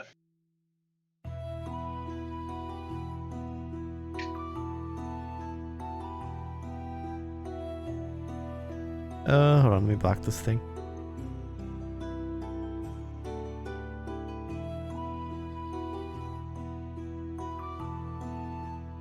You said that the Mephisto was like our keep, and if we defeated it, we'd get something? Yeah, so if you kill some of these great beasts in the area. Yep. Oh, thanks, Raz. You can harvest them and take their parts to your stronghold, and if you have a crafter, like the blacksmith, they can make magical items from it. Okay. So we should go back and kill it, is what I'm Yes. Yep. I need some owl stuff on my owl. So all the vegetation's magical. Well, that's just kind of what I was hoping it wasn't. How'd you do that so fast? You blocked that thing quick and deleted it. Appreciate it, dude. I'm not No problem. not gonna buy followers. Yeah, I mean, you'll just get banned by Twitch. Yeah. Also, when you're building your channels, don't do follow for follow. Just tell everyone in Discord to follow you. Yeah, follow for follow will also get you banned on Twitch. Pushing through these briar patches, you travel for another almost 5 hours through pricks and pokes and cloth and leather starting to catch in it. While annoying, you're able to make your way through. And as you make your way through, at the center of a small clearing sits a dome of thorns and briars. The wood looks dead and brittle, but looks to be an effective barrier as finger-length thorns protrude in all directions like tiny spears. And it looks like this. Oh, Is it magical? That's very big. is it magical? Oh, I've lost Benort. Where you at, Benort? There he is. Well, I still have the sickle of thorns that can cut through 1-inch things that aren't magical. Oh, yeah, use that. That's fine. That's perfectly fine. You cut your way through with that and make your way through. You now look at this this thorny palace, this large dome of thorns. You see a mass of top vines held together by interlocked spines forming a meshy door down here. Unfortunately, there are two almost like vegetal warriors. They have green vines growing out of their empty eye sockets, out of their mouths, their ears, and their twining heads. And they move in odd, like, jerks. Like, if you ever played The Last of Us and saw, like, clickers coming at you, they move like they're infested. And they stand guard in front of this briny, thorn-covered door. And as you emerge from the clearing, it looks to be the only door in the area. Although this massive expanse, this massive dome of thorns is definitely a sight to behold that just kind of emerges out of nowhere, basically. These two things stand there. I got a little view down here. So, are we going to introduce ourselves, or? So are there those, like, tomb-like things surrounding it in a circle like that? So there's only the center part, like this big old just mound here. But there's just the massive door in the front, Okay. and then this big tomb here. Everything around the sides would be just the clearing of the forest. And if you're curious about this map, this is from Kobold Press. Make good maps. Yeah. So as Silas cuts through with his scythe, some of the thorns and brines in front of you, you step into this clearing. You see those two tendril puppets guarding the door. The sun looks to be, it's probably like getting a little late in the evening, but what would you guys like to do? Does someone want to go say hi and see if we can go talk to this king? Well, I don't think his minions down there are talkable to. We don't know. Yeah. I'm just gonna pull both scythes up and hold them in my hand on the horse. Like a badass. I feel like a fight is about to happen. Those guys don't look very friendly over there. They look kind of weird. Weirder than me, and that's saying something. This is true. Do they look trans-touched at all? They don't. There's no glow around them that emanates like some of the things you've seen. The Malfestia did have that trans glow too.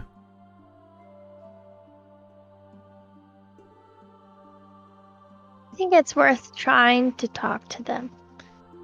I thought the Malfestia was going to hurt us, but he didn't, so. Well, If you wish to talk He to might- the raised ones, go ahead. I think that Malfestio is probably smarter than some of the other ones to be guarding a waystone.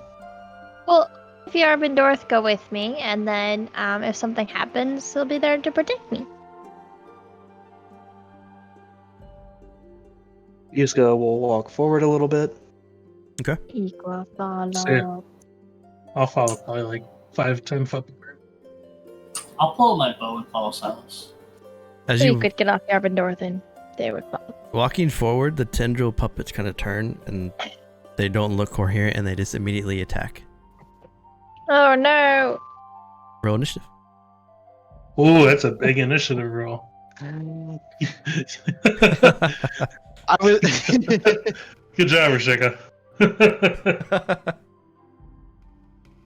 I'm like, maybe I'll just wave at them and Oh, see that's if they're not what I like wanted. I on wanted I was guard. hoping they would just do the protective action like Yarvindora, that then Eek would be fine. But no. By the I don't know if I told you guys, but I added the protection action to the house rules. So if saw that's that. something you I want to was take, like, you can take that now. It's so good. Uh, Let's see. Initiative. 16. I have advantage, and I still get less than a 19.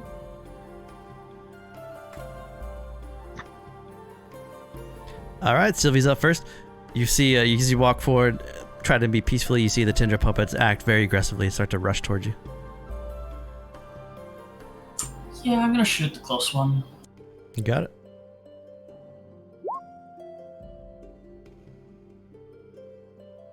I have advantage on the roll. 25 hits for a whole bunch of damage. Just I don't think the sneak. Oh yeah, this thing doesn't hit. 8 points of damage. Then I'll move a little closer beside Ikanik and end it. You got it. So the Tinder puppet, you saw it take damage. Oh, it's the bottom one. The bottom one's going to move. It's going to rush up to Yuska there. It's going to make its hand reaches out and it has these like its hand's almost full of thorns, and it takes both hands up and it's going to slam it down on you twice. I wouldn't turn on. I did turn on damage. All right. Dang. That's a nasty hit. That hits. Does the 13 hit you? The 13 does not hit me. But Okay. The 23 does. 4 damage. It only makes 2 attacks. Just the third attack there is just for the 4 piercing. So he rushes at you with its thorny arms and just slams at you twice.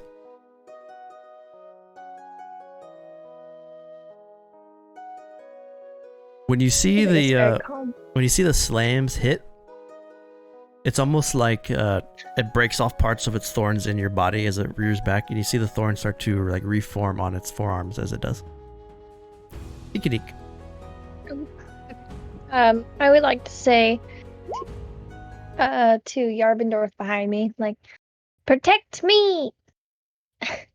And then she's going to do a tumble roll off to the side Got it. and fire at the one in front of Yuska. He, oh my god, I have no spells left. Oh my god. Nah!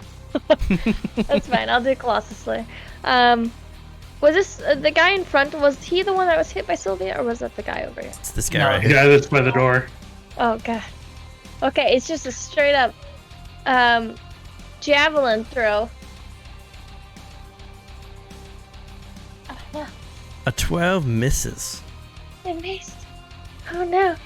And then she's gonna take out a dagger from her side, like sheath, Okay. and chuck it. Okay.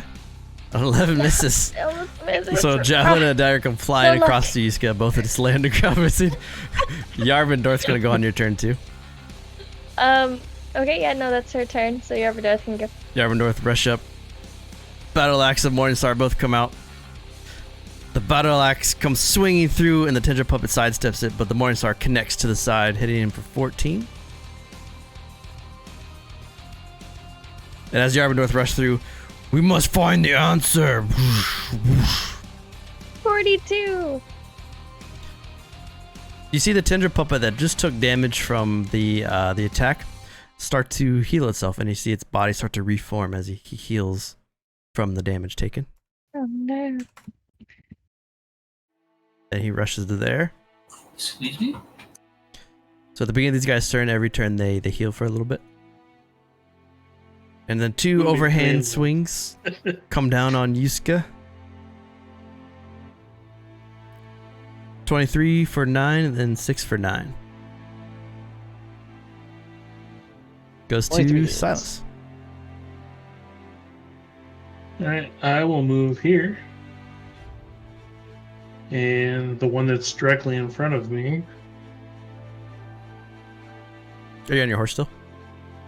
No, I jumped off the horse when Oh. I saw the attack. Gotcha. Or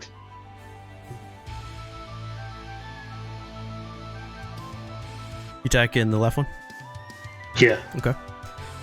First one swings and it misses, but the second two both connect and start to slice through the vines for 17. You cut off bits of thorn, bits of vine. As the vine like hangs to the eye socket and you slice it and more vine like falls out of the eye socket. They're still standing, but that hit him up pretty good. Lucan. Lucan will finish getting off the horse, and he's going to rush towards the group. Okay. I'm going to cast Eldritch Blast twice on the one in front of Yuska. And then I'm going to Healing Light Yuska twice. Okay.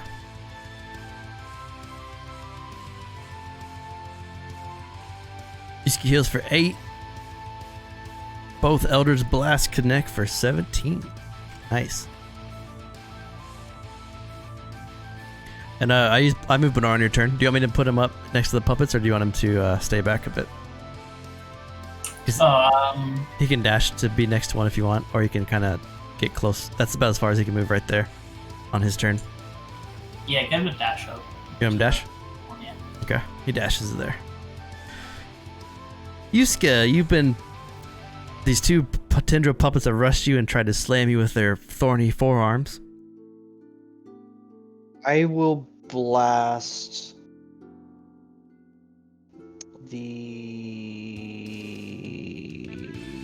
one right in front of Silas. Wrong one.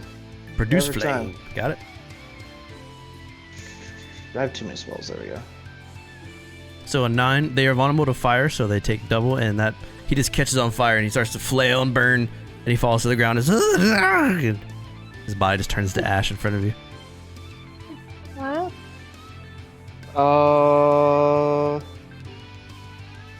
That'll be my turn. Top down to Sylvia. I'll take a step back and then I'm gonna shoot at the puppet. Got it.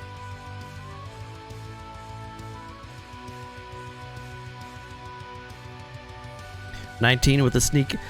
Easy kill. You drop the puppet, killing the two tendril puppets that were guarding this door. And that's initiative. And if I notice that they were regenerating, I'll hit the one as soon as combat drops with another produce flame, just so he doesn't get back up. Okay. So he falls to the ground full of bows and slice attacks and holes from the Eldritch Blast, and you just crisp him and burn him in the spot. And his body just catches on fire. And these two once humanoid creatures that looked human, that looked like Lucan, that had these strange briar patches bursting from their forearms and tendrils coming out of their eyes and mouth, have been burned in front of you. So much for talking to them. Yep. Well, I would imagine whoever lives here does not necessarily want guests. So is the door big enough for horses and stuff to go through? So the door is sort of a door. It is a mass of taut vines held together by a tangle of interlocked spines that form a thorny, meshy door. The dome overhangs the doorway. There is no door. It is just like a collection of vines woven together. Can I use the sickle to see if it'll cut? You can. The door is only 5 feet, so the horse, the steed, and Yarbendorth can't fit comfortably. They'll need to fight their way through, and they're going to be being scratched and poked and pulled as they kind of fight through this little corridor.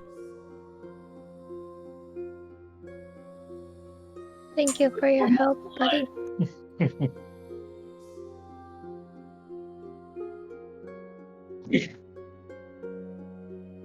Are you gonna cut through Saz? Yeah. So as you walk up and start to slice through the door, it takes a couple swings as you carve a path, and the path opens into a long corridor that goes into pitch black. The walls, it's about a 5-foot gap and about 8 feet high. Yeah, I pulled out the other door.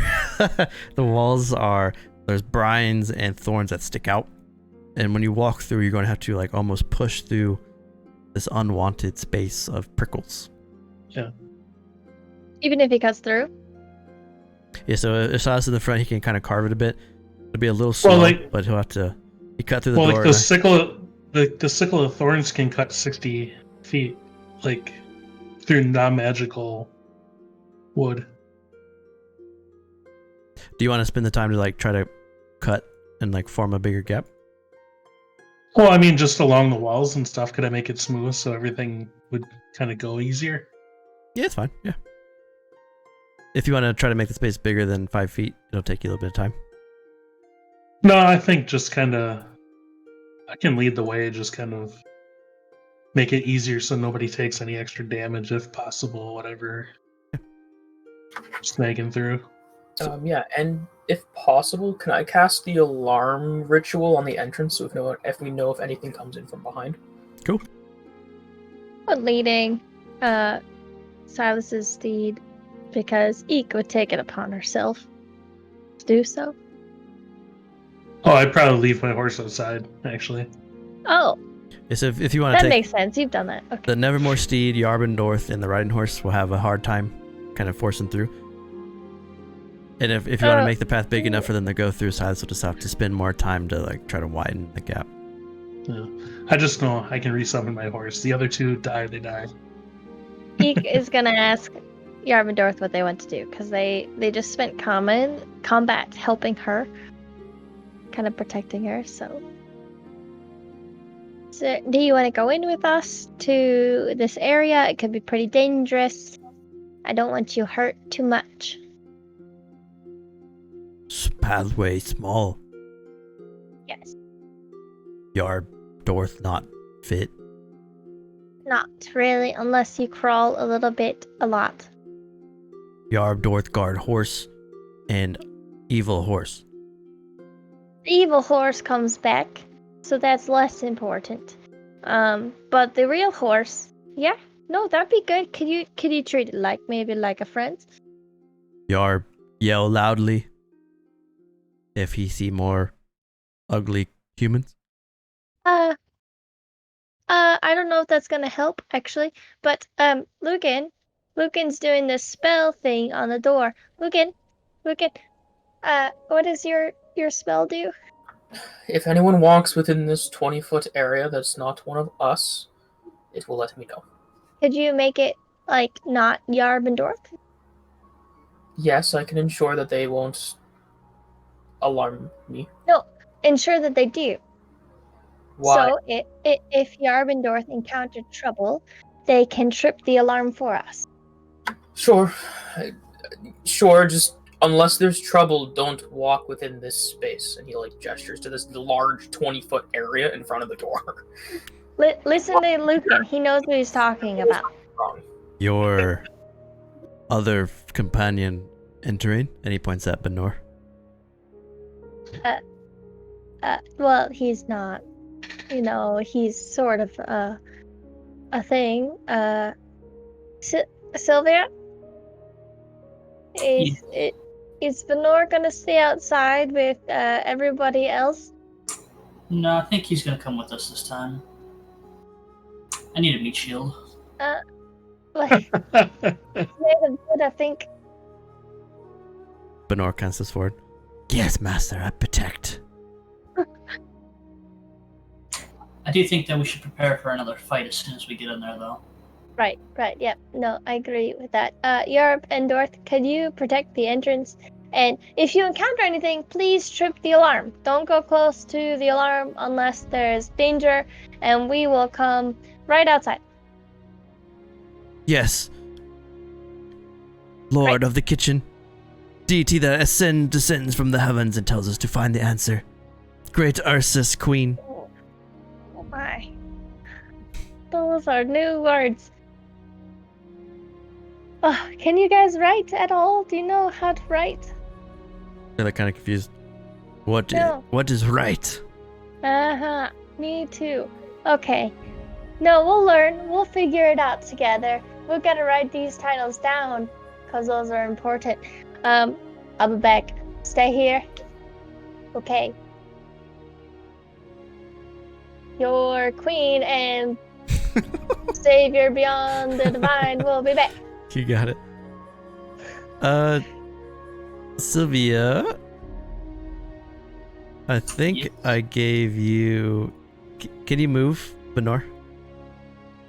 Yes. I Cool. can. All right, cool. So, however you want to like position him in front of you. Oh, he'll be right in front of me. Hell yeah. What's up, Raining Dragon? What's up, dude? He's literally gonna be in the show. Operation Get Behind the Black. So you step into this entangled, interlocked spine of thorns and brines as Silas walks ahead, cutting the sides with the scythe that you guys found at Zilri's lair to make a path. It is pitch black in here, so if you have dark vision, you can see. You see in black and white. I think all 5 of you do. Yep. All right, so slowly stepping in, the briar patch goes for a bit. Yeah, I actually see in normal colors too. Oh, you see normal colors? Okay. He does, yeah. So It's like nothing's changed for me. okay. So if you see in black and white and you have dark vision, you get disadvantage with like stuff outside your view, but Lucan gets full advantage. There is a crossway here that goes in 2 directions. One goes to the southeast, one goes to the southwest.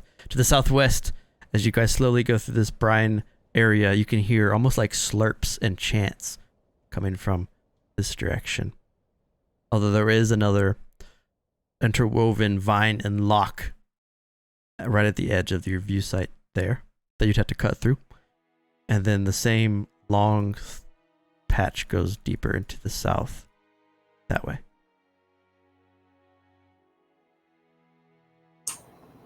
So, Go where? Go left on the map? Or we hear the noise? Yeah, so the noise comes from this little left part where there's another vine you have to slice Yep. through. You can hear like Yep. subtle chants, and you can hear like almost like slurps, like I think we should avoid that. Well, let's I not think we talk. should investigate. Eeks in the back, you don't hear. It's fine. We don't want to be stuck on both sides with enemies. I shout down the tunnel because no one's listening to Lugan. Oh no. Alright, looks like we're going this way. Oh god. do you Don't need to shout, Lucan. want to slice it? Eek said no one could hear me. Yep, we'll slice it. Oh, pretty. Ah! Ah! It's vampires. Say- They can't hurt me. As you slice open this door here, you see Fuck you! blood drips slowly from bodies tangled in the thorny ceiling. Hundreds of children of the briar crouch here, swaying and clicking as one. Occasionally, one of them stretches up as a falling droplet lands in its tongue and it slurps it up. A large briar man strides around the chamber, applying a scourge to the back of any of the small briar children who tune out of course. The emaciated humanoids tangled in the ceiling are vampire spawn, immobilized by roots that pierce through their chests like stakes. So the vampire spawn are up in the ceiling, out of your guys' way, Okay. and they have stakes in their chests that like form from the briars. They look to be aware of the situation as their eyes are full of terror and their fanged mouths are open in a silent scream. So all the vampire spawn are in the ceiling. So the green ones are what we're worried about. The briar, yeah. So this briar man is a thorny mess. Is walking around and he has this large whip and he whips the back. This large briar man in the center is actually hundreds of very small little briar children that are looking up towards the ceiling. They're clicking and clacking and they're drinking the blood that falls from the vampire spawn in the ceiling. They don't see your presence here. Why is everything in this place so terrible? I would look back at Yuska and be like, can we burn them? I don't know if I even want to talk to these guys. I can try. Talk and burn are 2 different verbs.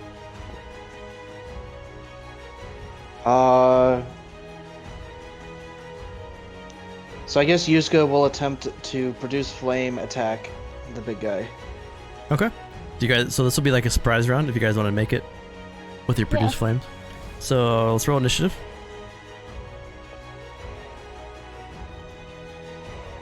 Jeez. 22. Luca with a 20 though. But he's ready to go. Is it they or he? So, surprise round, the Briar army are chanting and clicking their tongues. There are hundreds of these little guys. Lucan gains inspiration from Raining Dragon. Ooh. From the chat, Lucan with inspiration. The army does not know your presence. Oh, and you can eat from Raining Dragon also. Oh, So Raining, thank you. the Raining tossing inspirations out for everybody.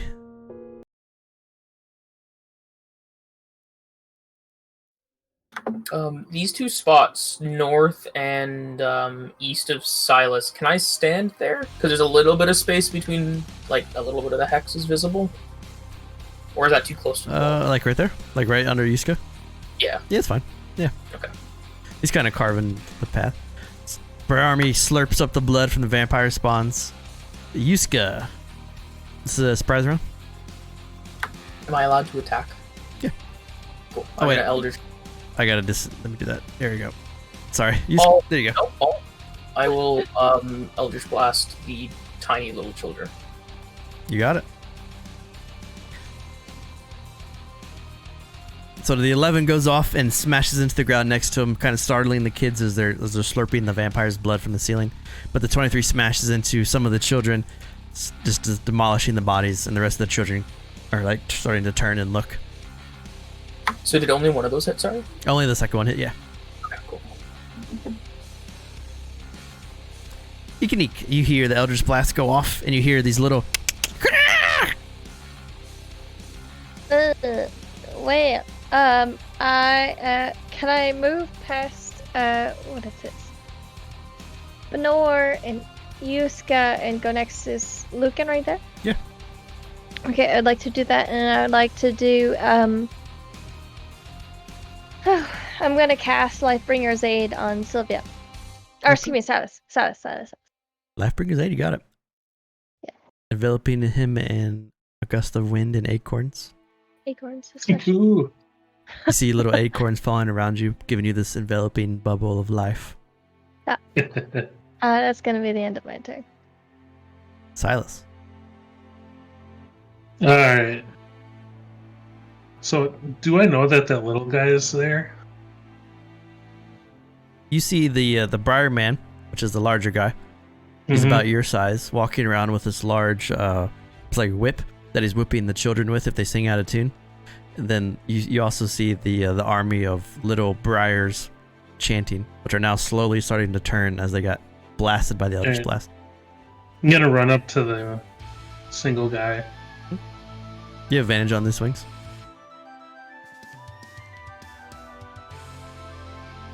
23, 26, 25, all three hit.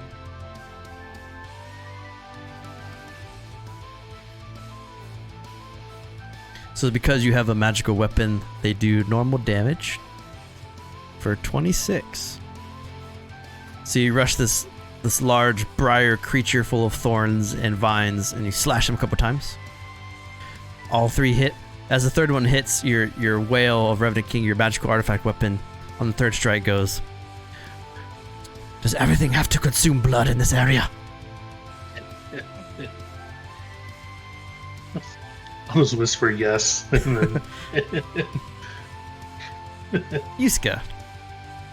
I will do exactly what I was gonna do before. Okay. I'll hit the big one with Produce Flame. You got it. 23 hits for 4, which is vulnerable, so it takes 8. Some of the children burst into flame and scream out. They don't really speak, they more like click their tongue, so it's like a very panicked, angry click. The... Yeah, I'll just hold there. Okay. That's my turn. Sylvia. I'm gonna move forward a little bit. Okay, I might make your life a living hell by asking this question, but if I cast Channel Damnation on him, how does that go down? If he's hundreds of things. Is it on just the army? Yeah. So the way like big masses of small things for D&D work is if you hit it, all of them are confined, like all of them restrained. Okay, that's what I'm gonna do. Okay.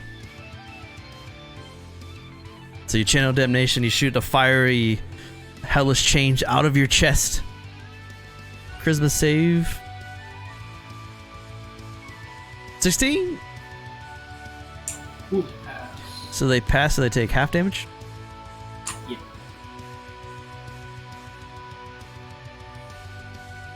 So the chains go off. You guys see Sylvia shoot these fiery chains out of his chest, trying to grapple the many members of the Briar army. They're able to dodge and jump out of the way, but they still take some burning damage. They are not restrained, though. On my bonus action, I'm gonna put my bow away and take a short. So if you take half, do they take their normal damage in of it since they're vulnerable? Yeah, fire damage. You're correct. Yep. They're just not they're not restrained anymore. The Briar man turns to Silas and he's going to make his range of attacks. First is a bite. Nope. Second is a claw. Nope. God damn it! I didn't have damage on again.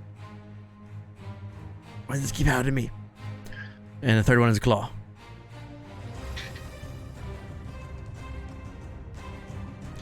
Top of the round, the Briar army, after taking the damage, rushes up behind Silas, and these hundreds of little Briar creatures just start to jump and swipe at you with their multi-attacks. First is a claw. Ooh, that one hits. Ooh. I didn't have damage on again. God fucking damn it. 1d4 plus 4.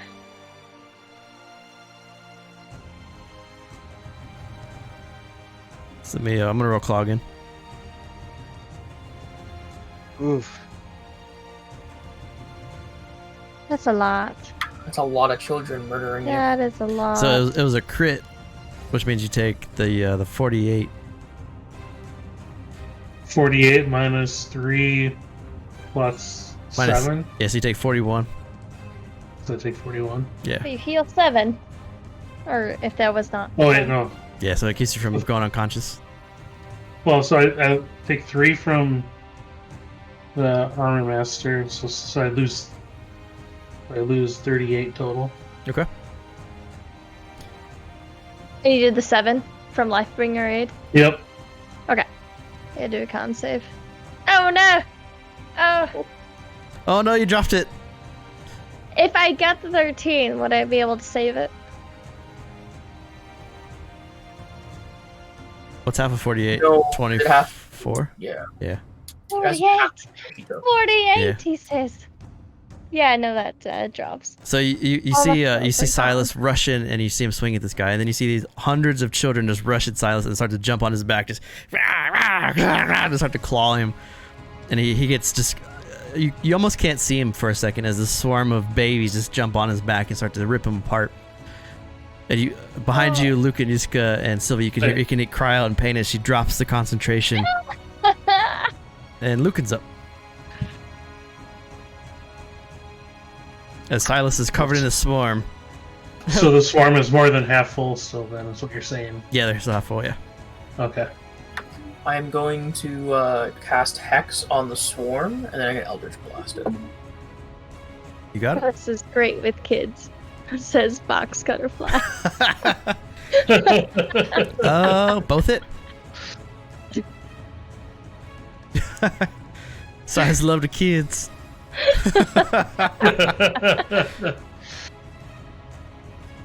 That'd be some sweet fan art. Is Silas covered in briar babies just getting beat? All I can imagine is a critical role like Briarwoods. Yeah. 27 damage. Little vampires. As Eldritch Blasts rain out, just blasting these army of children off of Silas's back, the swarm looks to be about under half health now. Couldn't have done that a turn soon. Still standing, but the swarm has been definitely decimated a bit from Silas. And Eek's up. Wonderful. Okay, so I don't have necessarily the best angle, but I see this huge hunk of children, Briars. So I'm gonna shoot them with my crossbow twice. Excuse me. Okay. Short bow. Got it. There's the one. The first one hits, but the second one misses. The second one hits. You're going to use your use Yes. your advantage. Yeah, and they both have Colossus Slayer on them. Okay, So let me roll roll your that. Colossal Slayer.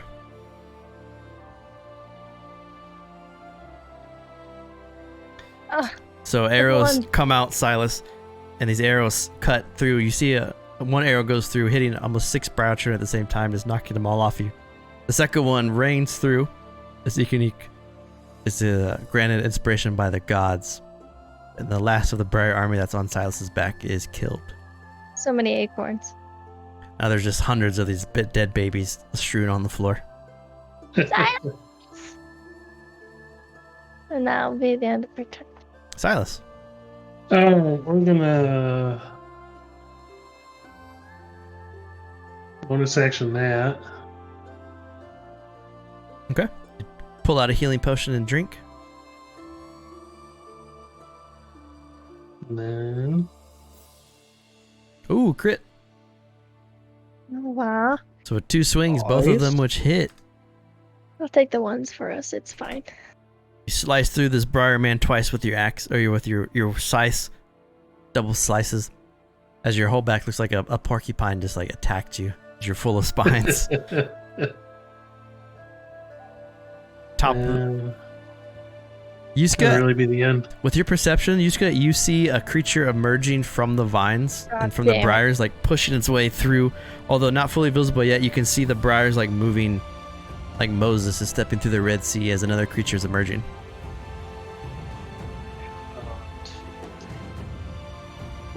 Guys, we have another one coming through. I will blast. You'd see about That- there. Okay. I'll blast him with produce flame with my action. 22 damage, nice. And then for my bonus action, I will healing word Silas at level 1. And You're I will fine. hit him with 2 bombs. Oh wait, no, that's also a bonus action. Yeah, okay, so just the healing word. So you catch the Briar man on fire and he starts to flail about while he's on, like, just burst into flames.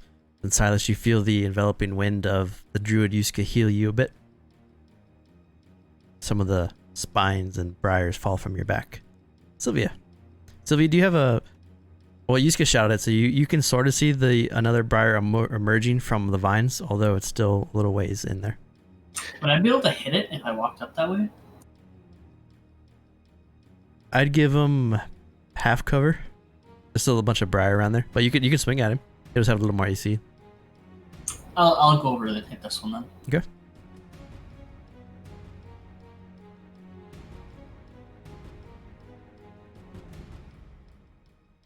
Fireworks are going off.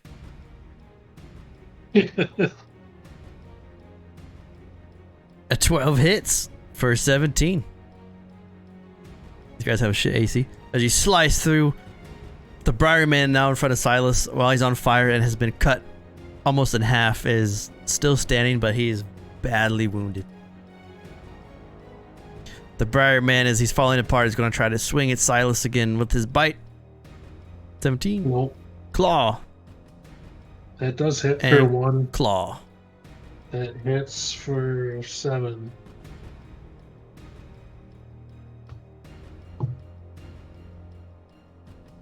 Top of the round, Lucan. I'm gonna do the unthinkable, and I'm gonna bonus action Hex onto the new dude, and then Eldritch Blast them. It's that warlock life, dude.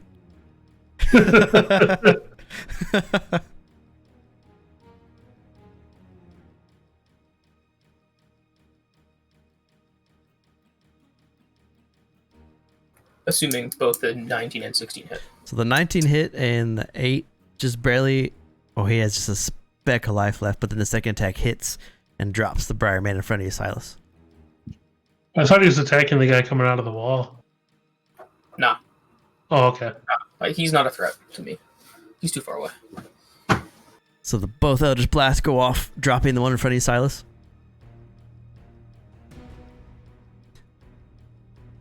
And that means Ikanik, you can see the bully, the Briar bully, is starting to emerge from the wall, although he hasn't emerged quite yet. Okay. Can I take my action to listen down the hallway? Sure. Make a perception.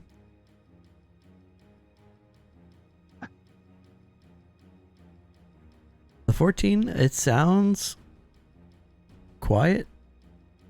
Okay.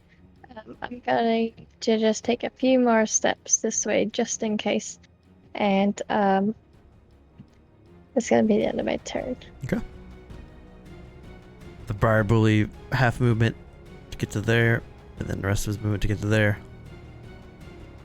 Steps out of the briar wall, the thorny wall.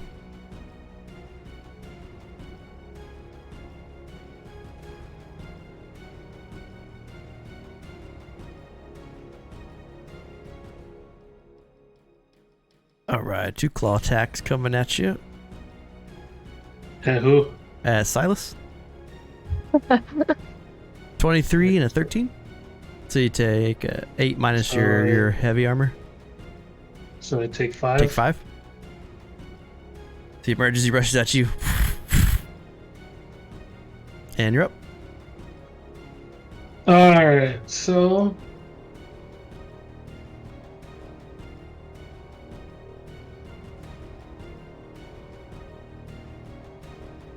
I am going to,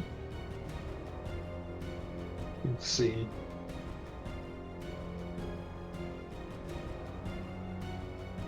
That's okay, doggy. Dog's scared of the fireworks.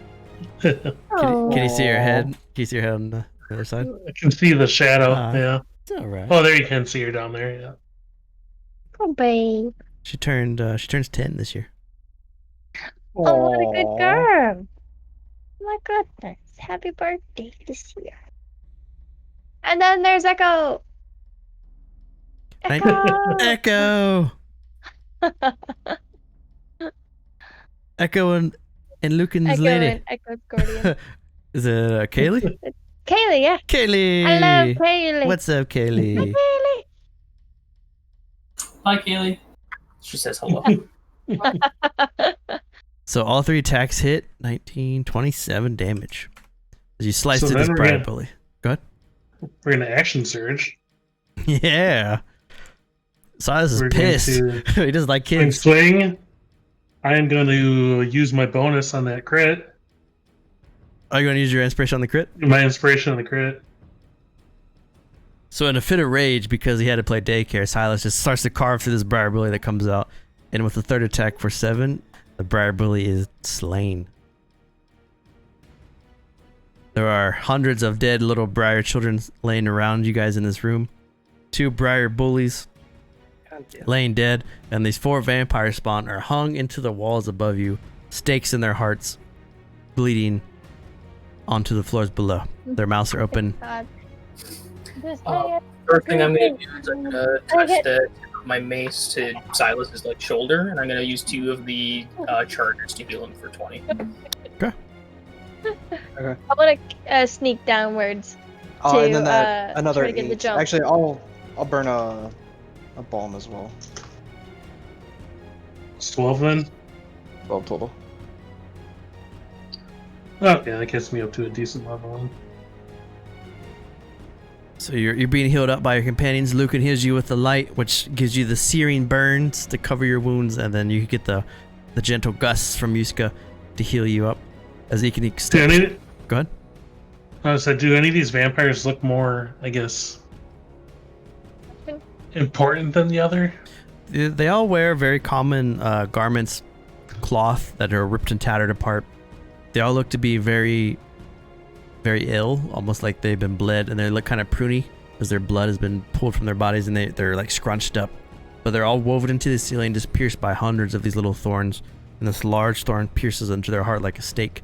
Their eyes are wide and their mouths are open like they're in pain, and they just kind of stare down at you. They're about 8 feet above you.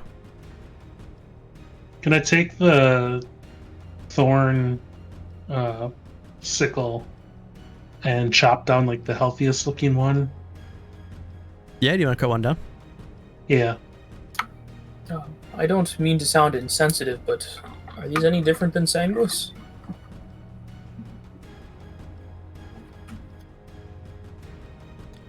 I guess I should ask that before I chop them down. So as you reach up to cut, Zemidian gives you advantage, and you have been blessed with the advantage of the gods, with inspiration. So are these actually like sanguis? Are they? So these are not sanguis; these are actual vampire spawns. Okay, never mind that. Never mind what I said before then. Okay. I'll just leave them. So the vampire spawns hanging from the ceiling with stakes in their hearts just continue to like drop blood on the floor around you.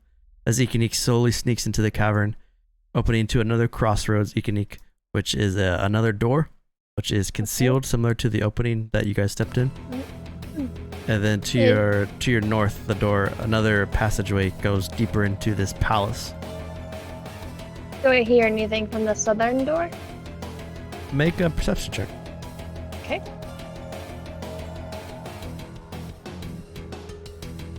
Should we at the very least put them out of their suffering? Instead of leaving them on the ceiling like that? Well, you may do as you wish. In front of you, Ikanik, the door is quiet.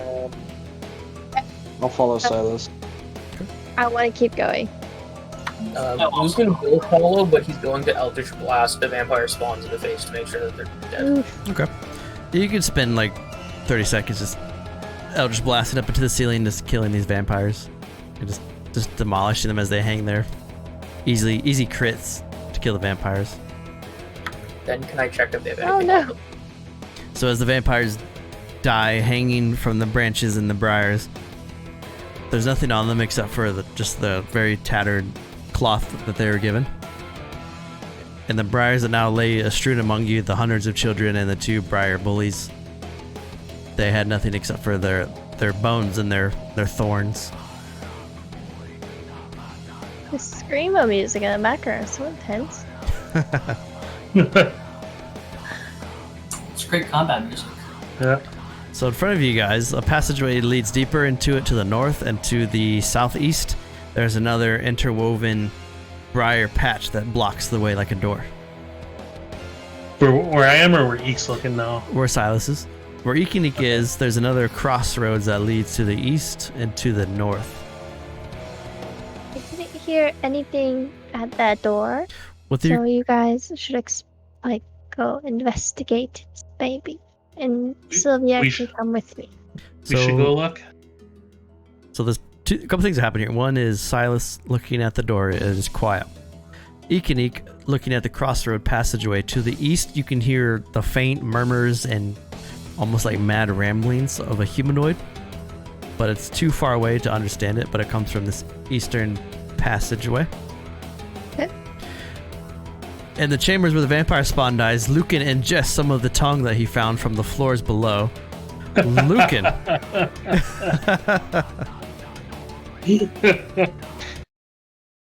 Bad lad. In the middle of the Briar Palace, Lucan pops in some of his tongue to have a trip. As you eat the tongue that you found. I'm not addicted. I can stop anytime I want. So, Lucan, you eat the tongue. And similar to before, this entire Briar Palace that is around you starts to slowly change, and the room is filled with bright light. You could almost hear the choirs of the above shining down around you. And you get that same sense, that same feeling that there's someone looking down, like Resmer is looking down from the above, from his Zion mountain at you. And you look up, and you hear that same deep voice. Ask. I asked the question. You can come in.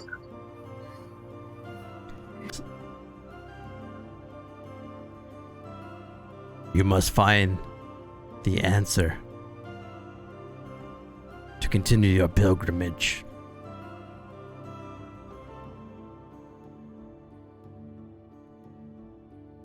That means nothing to me, but I'll take it. Make a con save. What did you bring you? 21. I'm a raspberry ice cream. So look, you eat some of that spongy tongue of the gardener, the benevolent gardener. You have your vision of Resmer who tells you to find the answer, and with the 21, you come out of this vision after about a minute.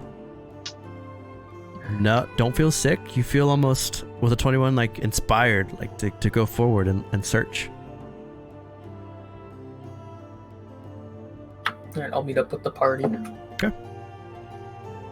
Lucan rushes up behind you after almost like a minute or two delay, but he eventually comes up behind you. Ikanik is looking down the corridor of this little briny expanse. Because Silas is on in front of you, make a dex save, Ikanik, as you push your way through. Oh god. Oh no. I'm so Yeah, slow. Glorious Lucan got high off some dead god tongue. With a 14, you're able to move your way through these thorns and these briars that stick out on the sides. Okay. So as you Well, kind of... even though she said to go through the door, I'm going to slice the door. Okay.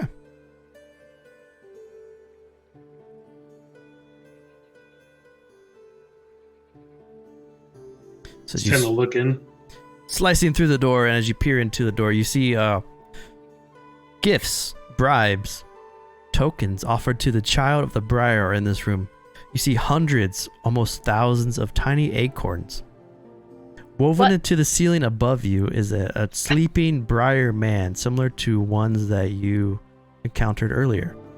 So he is up into this, he's sleeping up in the ceiling about 8 feet above you, similar to the vampire spawn, except he looks very peaceful. And then in this entire room, all those little red dots are these little acorns. Thousands of them. Are they similar? I'm not there, but are they similar to the acorns that Eek uses for Lifebringer's aid? They're very similar, yes. Oh, okay. Seeing this, I'll look back at Yusuke and be like, there's another one in the ceiling.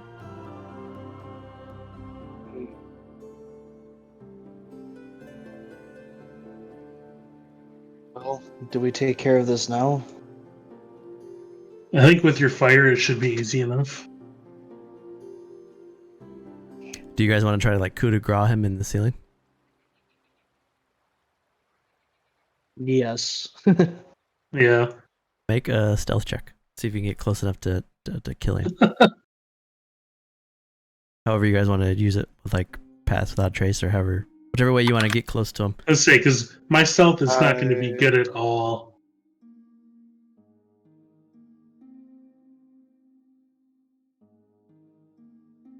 Yeah. Is you? Oh yeah, you're good. You're good. So you guys have a 9 and a 5. I'm 14. So- Wait, use your advantage.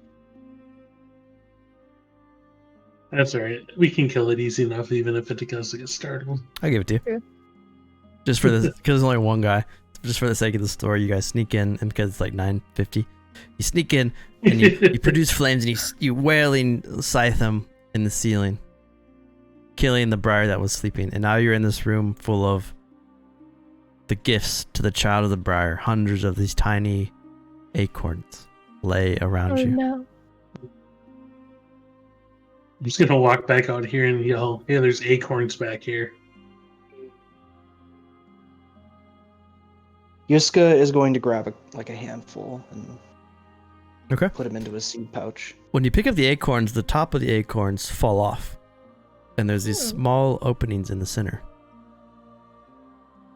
Every acorn has been topped, and the center is a pellet of blood and 1 gold coin.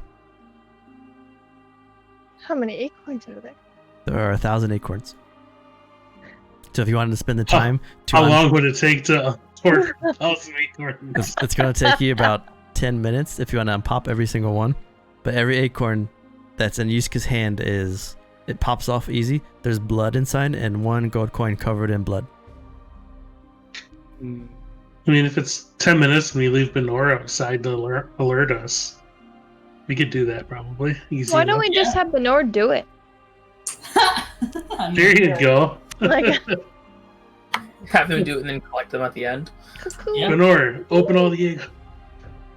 Well, Yusuke's gonna pocket 10, having no interest in the gold. Okay.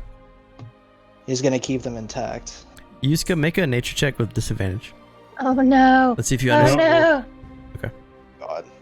Or religion. Is your religion slower?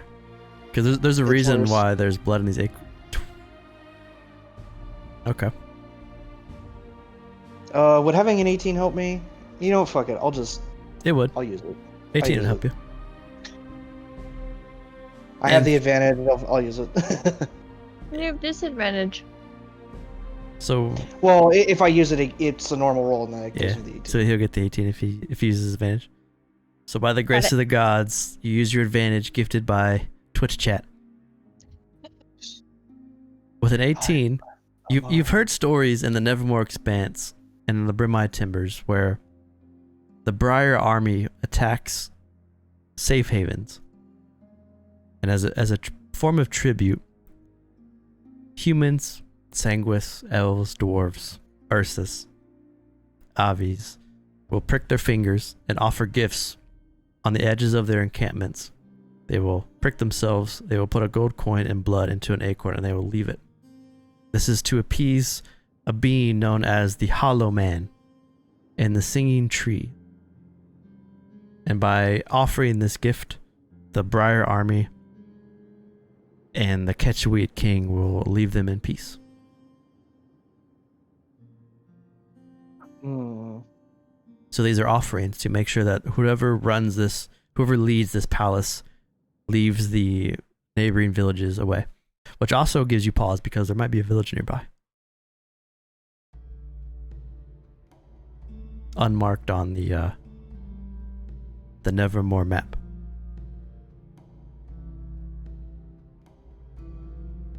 I will head back out into the hall, and I will relay that information to the rest of the party. Depending on how long all this took, Eek would have done a perception check for this area to see if she can understand the sounds coming out of it. So two things. One is the North Expanse goes very long down this corridor. East, make a perception for me.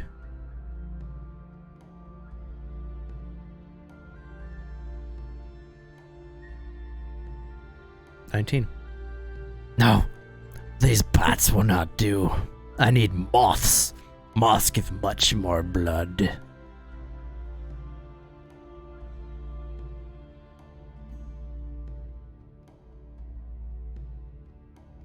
It's a very gravelly, almost spoken like Sylvia. That's what I was thinking. I think there might be a village nearby. I'll relay all that information. It might be worth checking out. At least Side seeing who might be living there.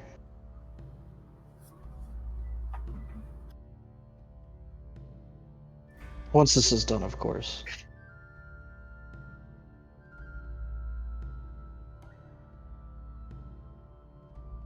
So you step out of the 1,000 acorn blood-filled, coin-filled room. You see Ekening listening intently to the eastern passage. Benor is ready if you want to send him in there to collect coin. Yeah, I'll send him in. Okay. I was waiting for you to make a response or say that he was looking at me or whatever. I will collect the coin, master. Pause. How the fuck did you get in front of me? Crazy. Just kidding.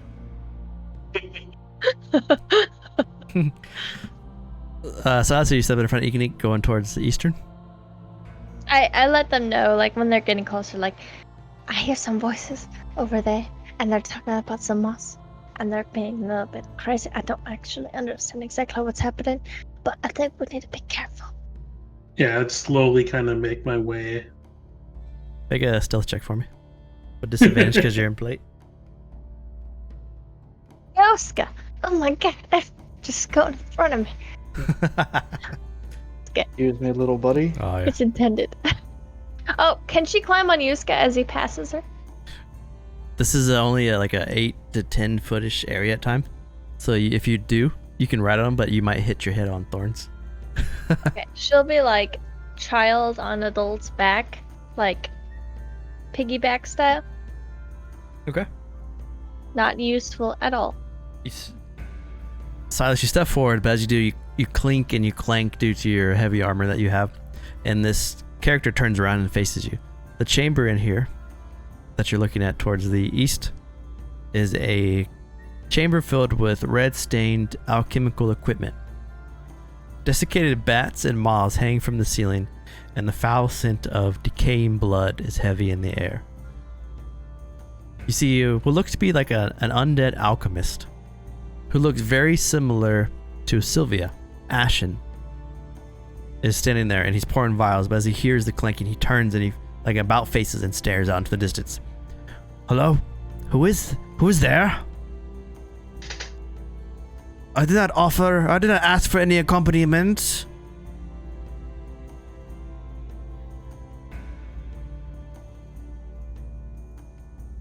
Can he see me where he is? If you keep moving, he will, yeah. Can I gesture to Sylvia to come up here? Yeah. Can I Kinda, see him? Come up. kind of ashen to ashen. Who entered traces on the King Catchweed's alchemist lair? Just wondering if being a Von Lischken they'll recognize. I'll walk in with my hood off. So you walk in, you see a very similar ashen figure, although he looks much more decayed and dust covered as you step in. You see his dissected bats and moss, and you see all of his test tubes. But as you walk in, you get a better sense of things, and you see these dissected child of the Briars, much like the ones that climbed on Silas's back, are laying on the ground, pins in their bodies. Looks like they're being fed blood from the bats and the moss, and he's like experimenting on the children. So as you walk in, he says, "What business do you have here? Are you here for the catchweed? What are you doing here?" You know, I'm just strolling on through. May I ask what you're doing with all that blood? Catchweed, King Catchweed himself wants me to find ways to make his children more powerful, stronger. Yeah, it doesn't seem like something I want to happen. Why does he want his people to be stronger? He kind of looks at you and he eyes you a bit. Do you have audience with our great King Catchweed? Yes. Yes, I do. Make a persuasion. Could I make a... I guess it doesn't matter, I have both. Either way, deception, persuasion.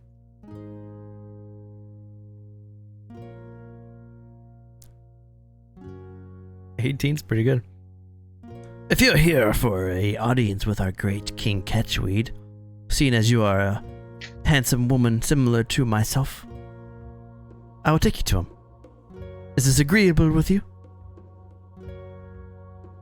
Just, give me one moment. I'll go up and tell them what he said and ask them if they want to go meet him.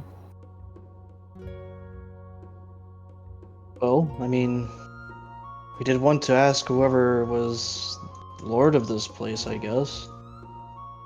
About the hearth. Are they going to be mad that we killed many of their children already? Hey, Indigo Chameleon with another raid. What's up, Indigo Chameleon? How you doing? Legit lord with the raid. Hey, it's Captain Slaymore again. What's up, Captain Slaymore?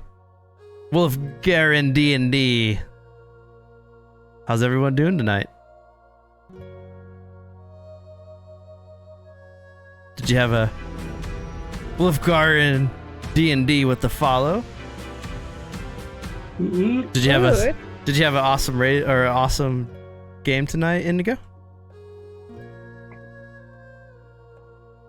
There's a raid, lovely. Miss Ophelia won with the follow. Just finished an awesome one shot. Nice. It was brilliant. Nice. So the ghosty ones here are traveling through this thorny briar patch, and they're learning about King Catchweed, one of the briar, one of the thorny evil creatures in this forest. You played a game with heroes in a retirement home. You guys in a retirement home? That sounds awesome. Really I'm not gonna lie. cool. That's really cool. That's awesome. Shut up, Joe. Like, honest. You're already dead, but don't know I'm yet. keeping you fucking It'll be alive. fine. Actually, but D&D in the retirement home. that sounds awesome. What? I hope our characters get that old. I don't think they will, but that'd be nice. I mean, Sylvia's already 250. She's pretty old. Out of 40 numbers. Just a tiny bit of the end. Did we start combat like because of Sylvia or? Well, I think Oh no, we didn't. quick It shout sounds out. like we would. Quick shout out to the raid. We stream every Monday, Thursday, Saturday. If you want to watch us play some D&D or watch us do some world building. Captain Slaymore with the 100 bits. Appreciate it. Oh, slay 'em all. Too kind. The ghosty ones have just encountered an ashen creature, which is like an undead creature that has been starved, like a vampire that's been starved. And this vampire has offered his assistance to take the group to meet King Catchweed. And then Silvio backed his way out to ask the group if they wanted to go meet him. As Karadian, the Ashen, is waiting to hear his response. So what do you guys think? You guys want to go meet him, or kill this guy? And them allies. We should keep allies until you kill them in secret, and then blame somebody else. I guess you throw him on a fire. Yeah, you put on to dispose of the body. plan on killing the prince.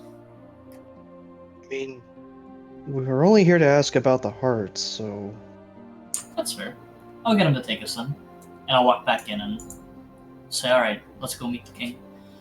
So Karadian, this undead Ashen with his very, very tight, dusty skin, this undead kind of bowels. I will take you to meet Catchweed himself. Can I ask you a question? Yeah.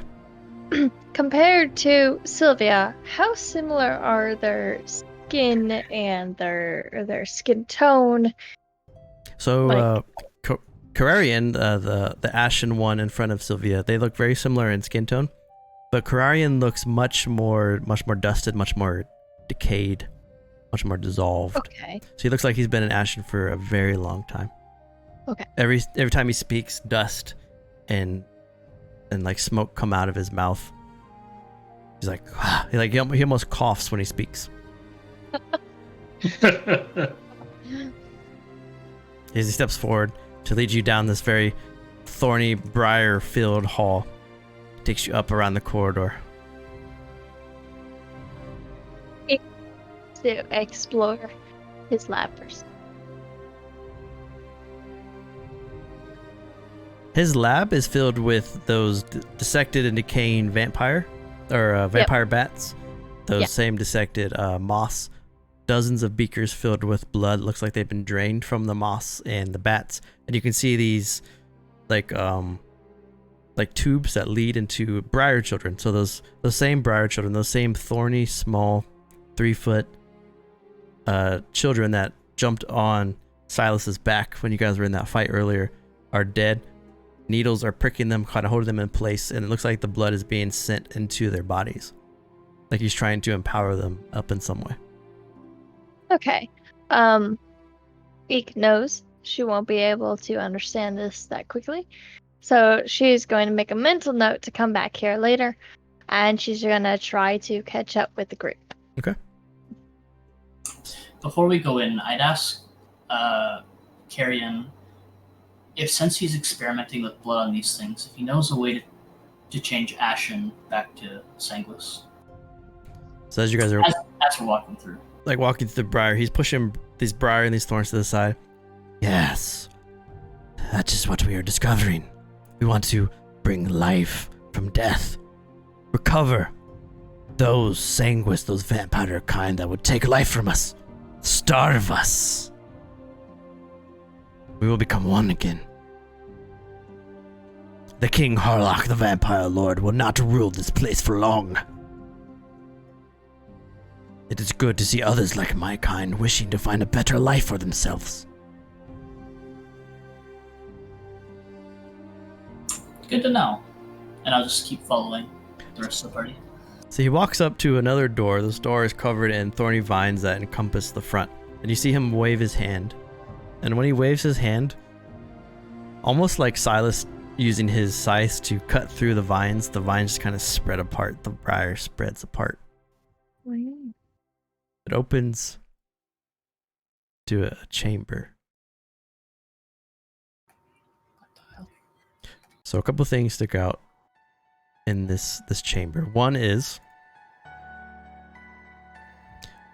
the walls of this room are adorned with umbral tapestries and statuettes of delicate silver filigree. Opposite the entrance is a pair of wooden thrones, 2 thrones.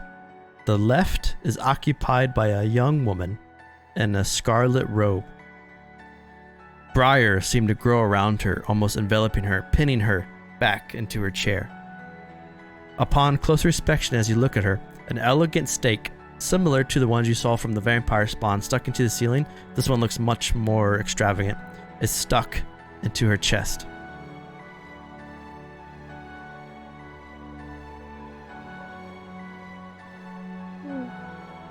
She's sanguis. She is sanguis. In the center of the room is a miniature fortress, or a miniature forest, which resembles the Burmai, and you kind of get a glimpse of this forest that you're in around her. In the center looks to be a humanoid, slightly elvish in appearance. Let me pop him up for you. He wears a crown of thorns.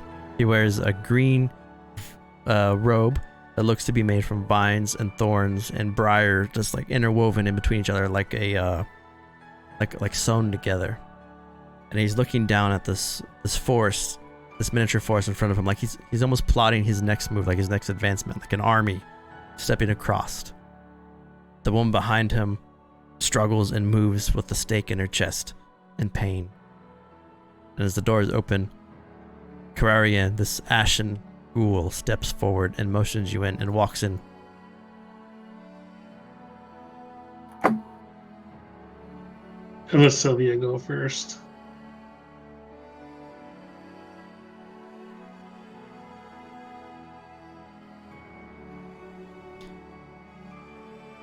So as the 5 of you walk into this room, you see King Ketchweed, a briar similar to the ones you've met before, is staring down at this miniature forest. He looks up.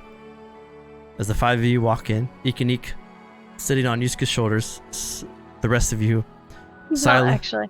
Silas, as you look across, you see one big Uno. Thank you for the follow. Bye. Silas, you see it's been many years since you've seen her, but you see your old aunt, Dame Valinora from Rasmaran, a member of your family, is now sitting in the throne, pierced by a stake, unable to move. The subjugated queen of Ketchweed. Ketchweed looks up at the 5 of you. He sees Kararian bring you in, so he's a little more acceptable. It is good to see more of your kind, Kararian. Step into this hall. Please announce yourselves in front of the king. He kind of steps forward, his chest out, his arms down, like he's waiting to be just like glorified. I'll bow and say that my name is Sylvia. He hears your name and he looks at you kind of suspiciously. Sylvia, what is your last name? Do you really need to know my last name? Of course I do. You have stepped into the cathedral, the chamber of the great Ketchweed. Von Lishkin. His eyes kind of narrow at you. He smiles. You see a very sanguine smile under his briar-like complexion. The same fangs as he smiles at you. While this is happening, Valinora, the sanguis woman, aunt of Silas, looks up at her, her eyes open, pleading almost to her family member.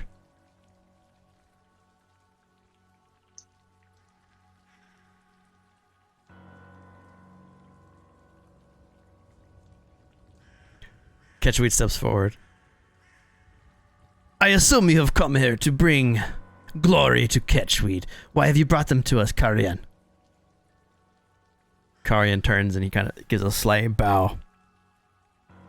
They have come to learn ways to rid our friend here of his ashen appearance. They wish to siphon the blood from the same vampire to become whole again, to become one. Karian bows and steps away from Sylvia. Yes, I'm here for that. We are also here for another reason. My friend Yuska here will explain. We're looking for the heart of the forest that's near here.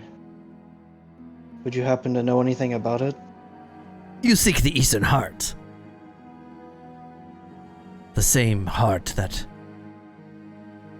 Baba Yutaga so warmly covets.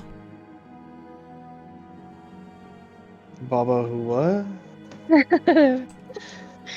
He kind of looks at you. You'd have never heard of Baba Yutaga, the great Coven witch, who nourishes the heart to will it into existence, comforting it, pumping it full of lifeblood. Well, whatever it is, it needs to be cleansed so this forest may be restored.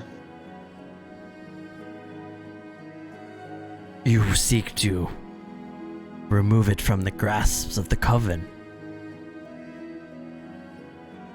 If that's what it takes. Then that you are either very powerful or you are a fool.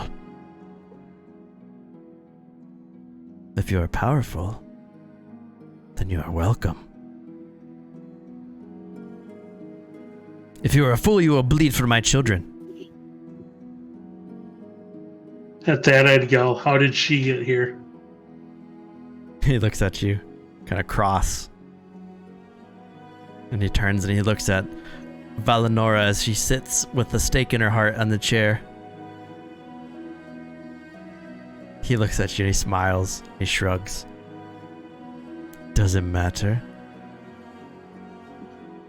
Yes.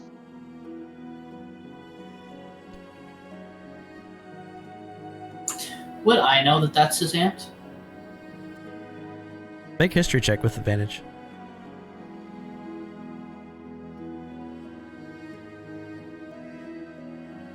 I am like 100 years younger than him. With a 20 with a 25 crit. He has spoke of Valinora in the past. She was an aunt that kind of helped raise him when he was a kid. She was from Razmaran. But you're not sure how she would come to be here, but that is his aunt, yes. And you would recognize that.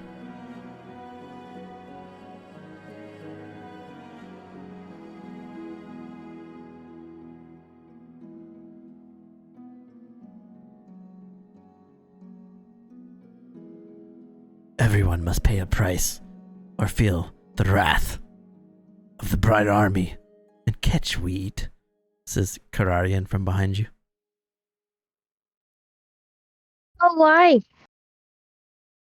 And Ikanik would kind of move close to the Yuska, but not exactly move at all. So Kararian said that?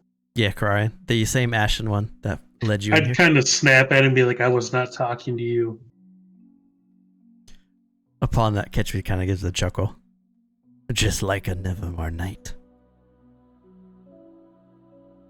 But why? Why do we have to have such war all the time? There is no war as long as Valinora knows her place.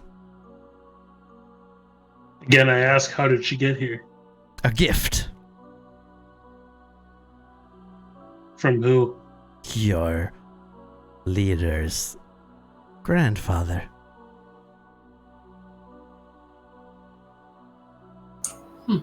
I'm sorry, Silas, I did not know of this. Harlock himself wedded us. And here she sits. Very odd place. You think your steeds come free? You think we supply your nevermore steeds by the glory of our hearts? No, they must pay a cost, and this cost sits behind you.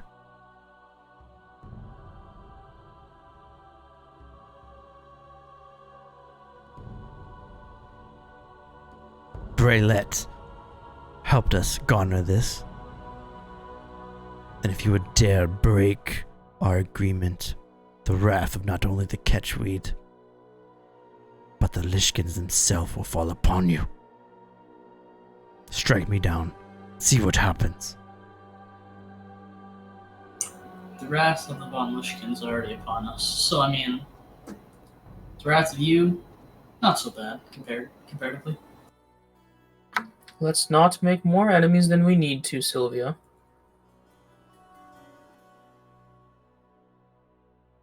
He adjusts his thorny crown a little bit on his head.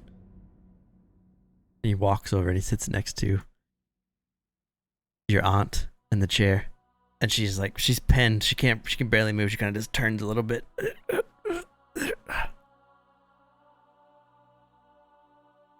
So have you come to be freed of your ashen form? That was not the intended purpose of our journey here, but it would be a nice bonus to our journey.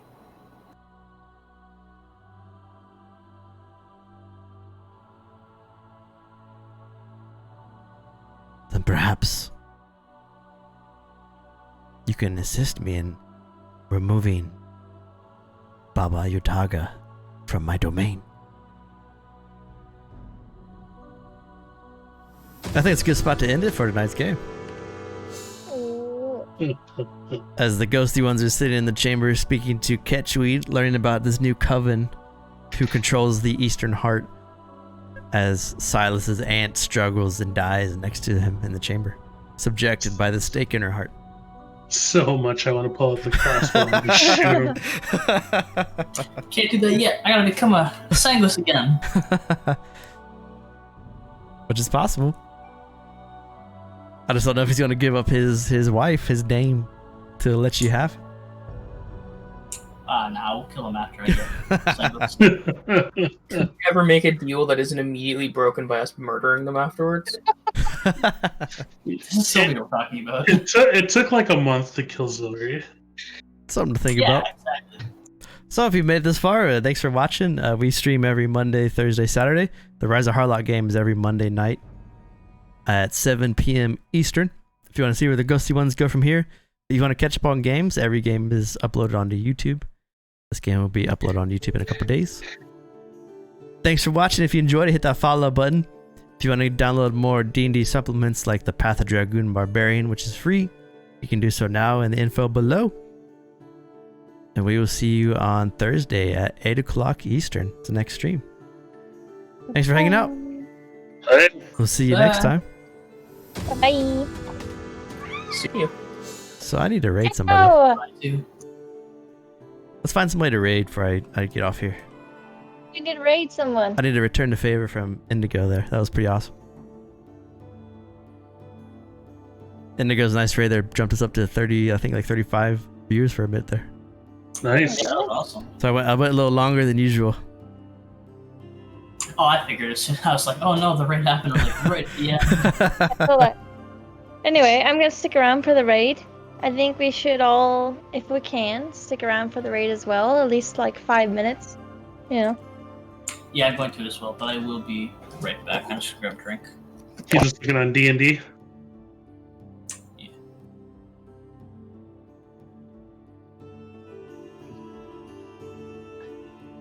Feel free to like send me a message if you're like, you're like talking too much. Blah blah blah. No, you did good. Too much. I feel kind of bad like all the time. I never know when. This was a Laura, you Yeah, talk like too all the- much. this was a good I game. know. This was some Silas backstory hitting in the end there. I'm really excited for it because he never died. I never know when. This was I was almost Laura, you waiting talk- for you to say my sister. I I would know. have been This was pissed. some Silas backstory hitting in the end there. I'm really excited for it because he. I want my dog. If you said sister, I would have just pulled out my crossbow right there and shot him. I was expecting you to do that anyway. The Sanguis in our Having party mimic is good. are happy. Let's get someone who's under 10 viewers. Let's have them out. Hey, kitty. Echo, show yourself. I had a dream that I rescued an orange kitten, and all I wanted is a cat right now. And I don't hate cats, and I don't mind cats. I actually like cats, but they live too long. So I don't like cats. Like, my dog's gonna live for 10 years, 8 years now. But, like, that's very nice. That's very expectant. I like deadlines. Cats live for like 20 years. Hello, dog. I was just talking about your mortality rate. So we got okay, this looks good. Which one? Soul Bear RPG Surrender Your Booty episode 11. Did you figure out how to write, Bruce? Can you send the link or? I think if you're watching on Twitch, if I rate it, it'll pop up on there. Yeah. Okay. Yeah. So. Number name. Did you figure out how to do it, Number though, face. Bruce? With the book face. Do you have anything to say on Alright. camera? Let's do it. Ariella, can I come with you Go and get it. instead? No, I need to go by myself. Nothing. Yeah, Nothing yeah, at need all. Somebody who can turn invisible. Who would have expected a dog to say? All right, you should see it pop up on the chat that says raid now. I got it. I'm going to do that now. I'm just gonna sit on Ariella's like shoulder. There it goes.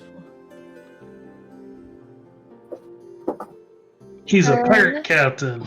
I got nothing. I got nothing. And we're I got going nothing. to coordinate what I should wear. This stream is ending. Oh, things are to loading. this. There it I don't is. know. There it is. I don't know. Woof, there it is.